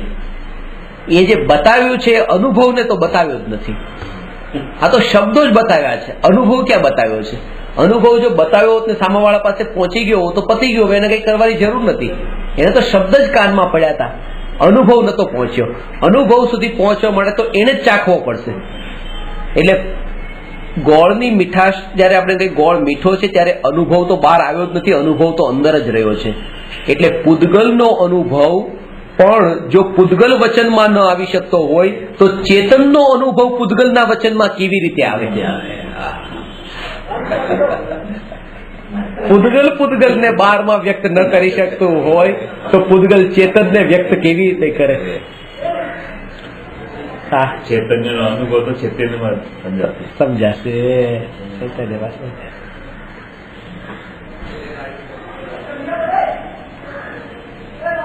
વેદનાનો ભય નથી. અરક્ષા ભય ચોથો, સિક્યોરિટી નો પ્રશ્ન છે આજે. એટલે સુરક્ષા, સુરક્ષા માટે આપણે બધા ઇંતજામ કર્યા. આ બધા સુરક્ષાના ઇંતજામ છે. ઘરમાં તાળા મારવા, નીચે વોચમેન બેસાડવા, ચોકીદારો રાખવા, ગોળીઓ બનાવવી, આ બધા સુરક્ષાના ઇંતજામ છે. ગોળી એટલે બે ટાઈપની, બીજાને મારવા માટેની ને પોતાને બચાવવા માટેની. બીજાને મારવા બંદૂકની ગોળી, પોતાને બચાવવા માટે દવાની ગોળી. તો એ ગોળીઓ બનાવવી. તો આ જે છે એ સુરક્ષાનો આધાર માને છે કે આ બસ હવે હું સુરક્ષિત છું. સમ્યક દ્રષ્ટિએ નથી માનતા. આ નથી માનતા કે આ જે બધાના કારણે હું સુરક્ષિત છું. એમ પ્રાઇમ મિનિસ્ટર છે એ સુરક્ષિત પોતાને માને છે. કેમ? કારણ કે ચારેય દિશામાં ચારેય બાજુ 4 સિક્યોરિટી વાળા એવા છે, બસ હું સુરક્ષિત છું, સેફ છું. સમ્યક દ્રષ્ટિ કહે છે આ વાતમાં દમ નથી, કારણ કે ઇન્દિરા ગાંધીને એના બોડીગાર્ડે જ મારી નાખ્યા હતા. આ સુરક્ષા કે આ સુરક્ષાનો આ કેવી રીતે ભરોસો બેસાડો કે આના કારણે હું સુરક્ષિત છું? સમ્યક દ્રષ્ટિ પોતાને સુરક્ષિત માને છે, કોઈ બોડીગાર્ડ નથી. પણ હું આત્મા નિત્ય છું, અમર છું, અને દ્રવ્ય સ્વભાવમાં પરનો પ્રવેશ નથી, તેથી હું સુરક્ષિત છું. સમજાણું? હું શરીર છું, જો હું શરીર છું એવું માન્યું, એને એમ છે કે મારામાં કોઈ ચાકુ ઘુસાડી દેશે તો હું મરી જઈશ. હું શરીર છું, મને કોઈ ગોળી મારી દેશે તો હું મરી જઈશ. આ વાત માને છે. જ્ઞાની કહે છે કે હું જ્ઞાન સ્વભાવી છું ને જ્ઞાન સ્વભાવમાં કોઈનો પ્રવેશ નથી, તેથી હું સુરક્ષિત છું. જે જ્ઞેયને જાણું છું એ જ્ઞેય પણ જ્ઞાનમાં જણાઈને પણ પ્રવેશતું નથી, તો પર પદાર્થો ક્યાં જે નથી જણાય એવા. જણાતા જ્ઞેયોનો પણ જ્ઞાનમાં પ્રવેશ ન હોય તો ન જણાતા જ્ઞેયો તો દૂર છે. એટલે જ્ઞેય માત્રનો જ્ઞાનમાં પ્રવેશ નથી, તેથી હું ત્રિકાળ સુરક્ષિત છું. તેથી સમ્યક દ્રષ્ટિને સુરક્ષા વાળો ભય નથી કે મારે હું સુરક્ષિત કેવી રીતે. પાંચમું છે આમાં પોતાની સુરક્ષા સંબંધી ચિંતા થવી તેને અરક્ષા ભય કહે છે. સમ્યક દ્રષ્ટિ એમ જાણે છે કે સત્તા સ્વરૂપ વસ્તુનો ક્યારેય નાશ થતો નથી. જ્ઞાન સ્વયં સત્તા સ્વરૂપ વસ્તુ છે, તેથી તેની બીજા દ્વારા રક્ષા કરવાનો પ્રશ્ન જ થતો નથી. જ્ઞાની નિશંક થઈને પોતાના સ્વાભાવિક જ્ઞાનનો નિરંતર અનુભવ કરે છે. આ નિશંકમાં બધા સાથે સાત ભયથી રહિત પણ આમાં નિશંક પર જોર છે કે સમ્યક દ્રષ્ટિને આ ભગવાનના જે વચનો જે સાંભળ્યા છે એમાં હવે અનુભવથી એવી શ્રદ્ધા થઈ છે, એના બળ પર આ બધા ભય છૂટી ગયા છે. પાંચમો છે અગુપ્તી ભય. આ એક ભય છુપો ભય છે, આ ખબર નથી પડતી, પણ આ ભય એવો છે કોઈ આપણી ગુપ્ત વાત બહાર પડી જાય, ખબર બીજાને પડી જાય તો એનો ભય. મતલબ પ્રાઇવેસી, આ અમારી પ્રાઇવેસી છે, આ ભય પ્રાઇવેસી બહાર આવી જવી એનો ભય જે છે. એટલા માટે આપણે બેંકના એકાઉન્ટ નંબર, એટીએમ કાર્ડના પાસવર્ડ, પછી અમુક જે વસ્તુ ક્રેડિટ કાર્ડ, આ બધા એ બધાના જે નંબર, આ બધું આપણે એટલું છૂપું રાખીએ છીએ. અને ભય છે કે આ કોઈને ખબર પડી જાય તો, કે હવે ખબર છે કે ત્યાં બેંકમાં 10,000 રૂપિયા પડેલા છે અને આ બેંકનો એટીએમ નંબરનો પાસવર્ડ છે, હવે આ કોઈને ખબર પડી જાય તો કે 10,000 જતા રહેશે, એટલું જ થશે ને. જ્ઞાની કહે છે જે જાય છે તે મારું નથી, મારું છે તે જાય જાતું નથી, તો પછી આમાં હવે ગુપ્ત રાખવા જેવું રહ્યું શું? એટલે એમ નથી કે એ એમનો પાસવર્ડ નથી હોતો, પાસવર્ડ તો હોય, પણ પાસવર્ડ કોઈને ખબર પડે તો શું થશે એવો ભય ન હોય. આ વાત સમજવા જેવી છે. સમ્યક દ્રષ્ટિને પણ પત્ની સાથેનો પોતાનો એવી રીતે પર્સનલ વાત હોય, પણ એ વાતને દુનિયા જાણી જશે તો કે તો કઈ રીતે જાણી જાય તો જાણી જાય. એટલે એ રીતે અંગત વાતો હોય છે, પણ અંગત વાતને બહાર નીકળી જવાનો ભય નથી. જરૂર નથી પછી એક બતાવવા પણ જવી કે અગુપ્તીનો ભય રહ્યો નથી, મારે છુપાવવાનો ભય રહ્યો નથી, એટલે ચલો બધા ધ્યાનથી સાંભળી લેજો, હું પત્ની સાથે આ વાત કરું છું. એવું નથી કરતા, કરે છે પણ એને બહાર આવી જાય તો એનો ભય પણ નથી.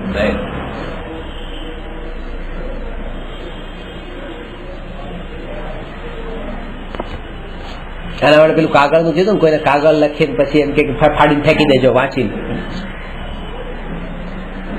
કોઈને ખબર ન પડે. તમને તમારા માટે જ લખ્યું છે, વાંચીને ફાડીને ફેંકી દેજો, કોઈ બીજાના હાથમાં ન આવે. આખો કાગળ ફરફરી લખ્યું, છેલ્લે આ લખી નાખ્યું ફાડીને ફેંકી દેજો. એટલે સામાવાળાએ આ શબ્દ એવો પકડ્યો ને કે બસ આમ તો ફેંકવાનો જ હતો, પણ આજે લખ્યું ને એને સમજી ગયો, સામાવાળો ડરતો લાગે, તરત એની 10 ઝેરોક્સ કરાવી, એક બીજાને એક લોકરમાં મૂકી, બીજી ઘરે મૂકી, ત્રીજી દુકાને મૂકી. હા, બચાવવા જેવું છે, કારણ કે આમાં એને ભયનો ભાવ છે. એ છુપાવવાનો જે ભાવ છે ને એ જ વધારે પ્રકટ કરે છે. જ્ઞાનીને સહજ, ગુપ્ત નથી કહી. જીવને પોતાની ગુપ્તતા પ્રગટ કરવાની ચિંતા હોવી તે અગુપ્તી ભય છે. પ્રાણીઓને ગુપ્ત પ્રદેશ ન હોય અને ખુલ્લા પ્રદેશમાં રહેવું પડે તો નિરંતર ભય રહે છે. છુપવા માટે કોઈ સ્થાન ન મળે ત્યારે અગુપ્તી ભય થાય છે. સમ્યક દ્રષ્ટિ એમ જાણે છે કે આત્મામાં છુપાવવા યોગ્ય કંઈ નથી. જ્ઞાન સ્વભાવી આત્મા નિત્ય પ્રગટ છે. શરીરને છુપાવશે, સામેથી વાઘ આવશે તો મને ખાઈ જશે, લાવ હું છુપાવીને રાખું. કારણ કે આત્મા જે છે તો છુપાતો જ નથી, એ જાણ્યું છે, નિત્ય પ્રત્યક્ષ છે. તો હવે એને કોનાથી છુપાવું? અને હું એ આત્મા છું એવું એકત્વ થયું હોય એટલા માટે સહજતા છે. નિત્ય પ્રત્યક્ષ એવી રીતે, કારણ કે અત્યારે અનુભવ કરવો તમને થશે કે નહીં અનુભવ? એ પ્રત્યક્ષ ન હોત તો ક્યાંથી અનુભવ થયો? હતો જ તે, હતો જ. આ જ્ઞાની આત્મામાં વાસ કરે છે. આત્મામાં કોઈ પ્રવેશ કરશે એવો ભય જ્ઞાનીને ઉત્પન્ન થતો નથી, પ્રોટેક્ટેડ છે. છઠ્ઠો ભય છે મરણ ભય. લોકમાં ઇન્દ્રિય વગેરે પ્રાણોના નાશને મરણ કહે છે, પરંતુ આત્માને ઇન્દ્રિય વગેરે પ્રાણ સાથે કોઈ સંબંધ નથી. આત્મા નિરંતર ચૈતન્ય પ્રાણ વડે જીવે છે. જ્ઞાની એમ જાણે છે કે જ્ઞાન અવિનાશી છે, તેથી જ જ્ઞાન સ્વભાવી આત્મા પણ અવિનાશી છે. જ્ઞાની એમ જીવન જીવે છે કે દેહ સાથેનો સંયોગ ક્ષણિક છે, તેથી દેહ તથા દેહ સંબંધી પદાર્થોનો મોહ છોડવા યોગ્ય છે. જ્ઞાનીને દેહના મોહ રહિત દેહનો વિયોગ થાય છે, તેથી જ્ઞાનીના મરણને સમાધિ મરણ કહે છે.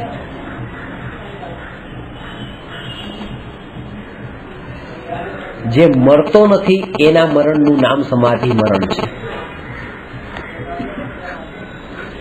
સમજાણું ને? જે મરતો નથી એના મરણનું નામ સમાધિ મરણ.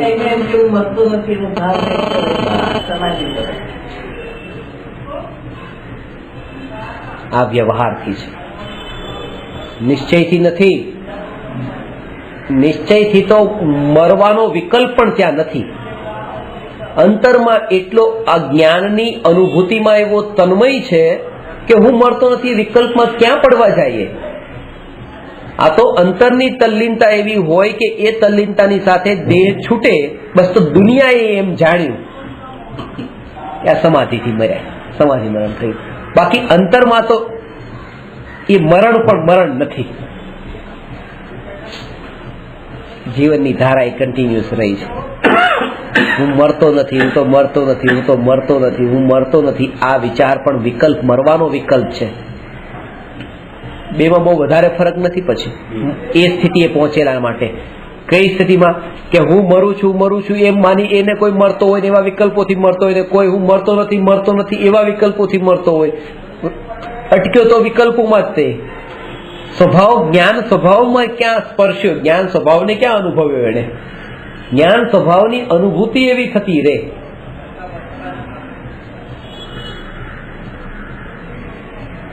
બે વિકલ્પ ત્યાં નહીં, અનુભૂતિ.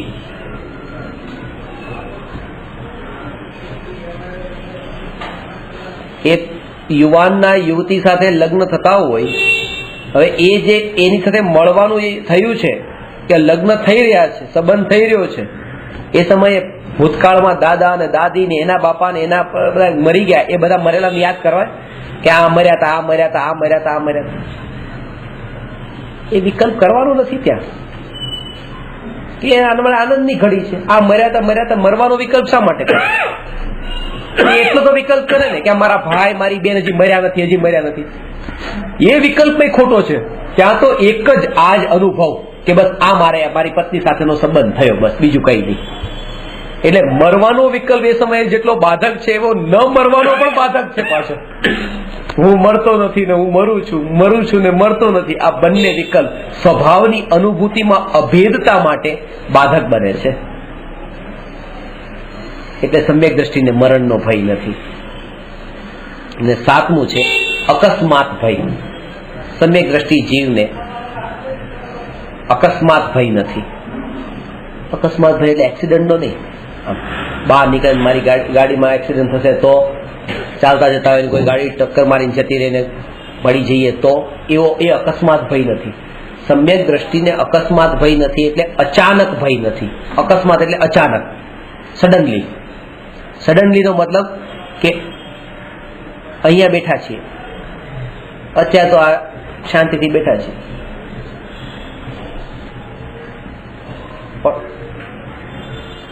કોઈ આતંકવાદી આવી ગયા, અત્યારે અંદર ઘૂસી ગયા. એક્સપેક્ટેડ બિલકુલ નતું, એટલે આપણે કહીએ જો અચાનક સીધા અંદર આવી ગયા. સમ્યક દ્રષ્ટિ કે છે અચાનક કોઈ નથી ઘૂસતા. એ સમયની પર્યાયની યોગ્યતા એવી હતી કે આવવાના હતા, અનાદિથી નક્કી હતું. અચાનક ક્યાં છે? એ તો તમારા અચાનકમાં. સમ્યક દ્રષ્ટિ માટે જગતની કોઈ ઘટના અચાનક નથી. અચાનક ડિક્શનરીમાંથી નીકળી ગયું છે, એના ટાઈમે છે, પરફેક્ટ ટાઈમે છે, અચાનક નથી.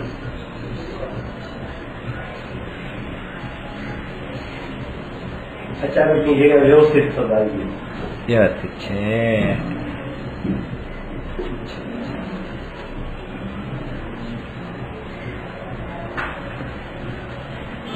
જે ઘટના છે એ ઘટના અચાનક નથી, એ ક્રમે ક્રમે છે. બસ આ શ્રદ્ધા એક એના ટાઈમે છે, એના ટાઈમે છે, એના ટાઈમે જ છે. એ શ્રદ્ધા એ અકસ્માત ભયને ટાળી દેનારી છે એવું વ્યવહારથી કહેવાય છે. ખરેખર એમ નથી. ખરેખર શું છે એ વાતને સૂક્ષ્મતાથી સમજી લઈએ. કારણ કે આ જે 100 મોતીની માળામાં આ પહેલું મોતી, બીજું મોતી,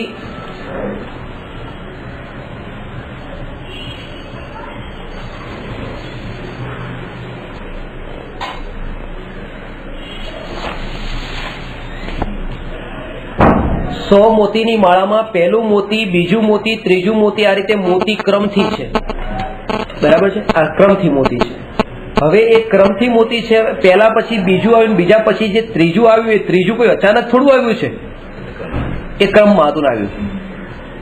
એટલે એવી રીતે સમ્યક દ્રષ્ટિને આ ઘટના ઘટી, આ ઘટી, હવે આ અચાનક ઘટી એમ નથી. આ એના ટાઈમ હતી ઘટી છે, પણ એ અકસ્માત ભય નથી ટાળતી. જ્ઞાની કહે છે કે આ પહેલું મોતી પછી બીજું મોતી આવ્યું, એના ટાઈમે જ હતું એટલે આવ્યું છે. બીજા મોતી પછી ત્રીજું મોતી આવ્યું, એના ટાઈમે હતું એ જ આવ્યું છે, એમ નહીં. પણ આ બધા મોતીઓથી જુદો એવો જો એક દોરો કે જેના બળ પર આ બધું ટક્યું છે, જે ધ્રુવ એક, બસ એવા ધ્રુવ એક આત્મા, જેને આ બદલાતા, ભલે અચાનક નથી, એના ટાઈમે જ થયું છે, પણ એના ટાઈમે જ જે ઘટના ઘટી એનાથી પણ મારે શું લાગે વળગે? હું ત્રિકાળી ભગવાન આત્મા, એ ભગવાન આત્માના બળે આ ભય ટળી ગયો છે. આ વાત સમજવા જેવી છે. સમજાણું? જો મારું મોત વહેલા પણ આવવાનું નથી, મોડું પણ આવવાનું નથી. જે ટાઈમે આવવાનું છે એ ટાઈમે જ આવવાનું છે. પણ આ ટાઈમે આવવાનું છે એ ટાઈમે જ આવવાનું છે, આ ધર્મ નથી. કારણ કે એ પણ મોત ઉપર જ ધ્યાન રહ્યું. વહેલું મોડું, એ વહેલા મોડાનો વિકલ્પ ટળ્યો. પણ એ ઘટના વહેલી ઘટશે ને એ ઘટના મોડી ઘટશે એ વિકલ્પ તો ટળ્યો, પણ ઘટનાનો વિકલ્પ તો રહ્યો ને, કે એના ટાઈમે ઘટે. વિકલ્પ ઘટનાનો રહ્યો, એ ઘટનાથી છૂટીને સ્વભાવ તરફ ન આવ્યો. તે એના સમયે જ ઘટશે, એ વિકલ્પથી પણ મારે શું પ્રયોજન? અને એમાં જે અટક્યો છે તો એવી રીતે જ અટક્યો છે, જેવી રીતે કોઈ એમ કે હું વહેલા ઘટે ને મોડા ઘટે, તો આ કે એના ટાઈમે ઘટે. અટક્યો તો ઘટનામાં, એ સ્વભાવમાં ન આવ્યો. જે સ્વભાવમાં આવ્યો છે એને જ આ અકસ્માત ભય ટળ્યો છે. અને સમ્યક દ્રષ્ટિ સ્વભાવમાં સ્થિત છે, એટલે સમ્યક દ્રષ્ટિને જ આ 7 ભયો હોતા નથી. જો કે સમ્યક દ્રષ્ટિને એ કહે છે કોઈ ઘટના અચાનક ઘટશે તો મારું શું થશે, એવો ભય થવો તેને અકસ્માત ભય કહે છે. સમ્યક દ્રષ્ટિ એમ જાણે છે નવીનતા પર્યાયમાં ઉત્પન્ન થાય છે. હું આત્મા અનાદિ અનંત છું, અકાર્ય કારણ સ્વભાવી છું. આજ વાત આજે આવી ગઈ સહજ. અકાર્ય કારણ સ્વભાવી છું. આમ સમ્યક દ્રષ્ટિને ક્રમબદ્ધ પર્યાયની શ્રદ્ધા હોવાથી તથા અક્રમ સ્વભાવી શુદ્ધાત્મ દ્રવ્યનું અવલંબન હોવાથી સપ્ત ભય હોતા નથી. અવલંબન આત્માનું છે. આ શ્રદ્ધા બહારના વિષયોમાં બધું મરવાનું છે ત્યારે મરશું, કોઈ મને મારવાના નથી, કોઈ મને સુરક્ષા આપવાના નથી, આ વસ્તુ બધી જે છે તો જયારે રહેવાની ત્યારે રહેવાની, જવાની ત્યારે જવાની, આવતા ભાવમાં જે મળવાનું છે તે મળવાનું, એ બધી વાત તો બહારની છે. અંતરમાં તો સ્વભાવનું ત્રિકાળી શુદ્ધ આત્માનું અવલંબન છે. એ અવલંબનના બળે આ ભયોથી રહિત થયા છે. જો કે સમ્યક દ્રષ્ટિને પણ ભય કશાયનો ઉદય હોવાથી ચારિત્ર સંબંધી નબળાઈને લીધે ભય હોય છે. હજી આ વાત એ બધી જ ચારિત્રની વાત કરી. એ નબળાઈના લીધે ભય હોય છે, કારણ કે ભય સંજ્ઞા ભય નો કશાય છે ને, હાસ્ય રત્યાથી શોક ભય, તો એ તો નો કશાય છે. એ તો ચાર ચોકડી અનંતાનુબંધી અપ્રત્યાકરણ પ્રત્યાકરણ સંજોલન, એ સંજોલનના કાળે એ ભય છૂટશે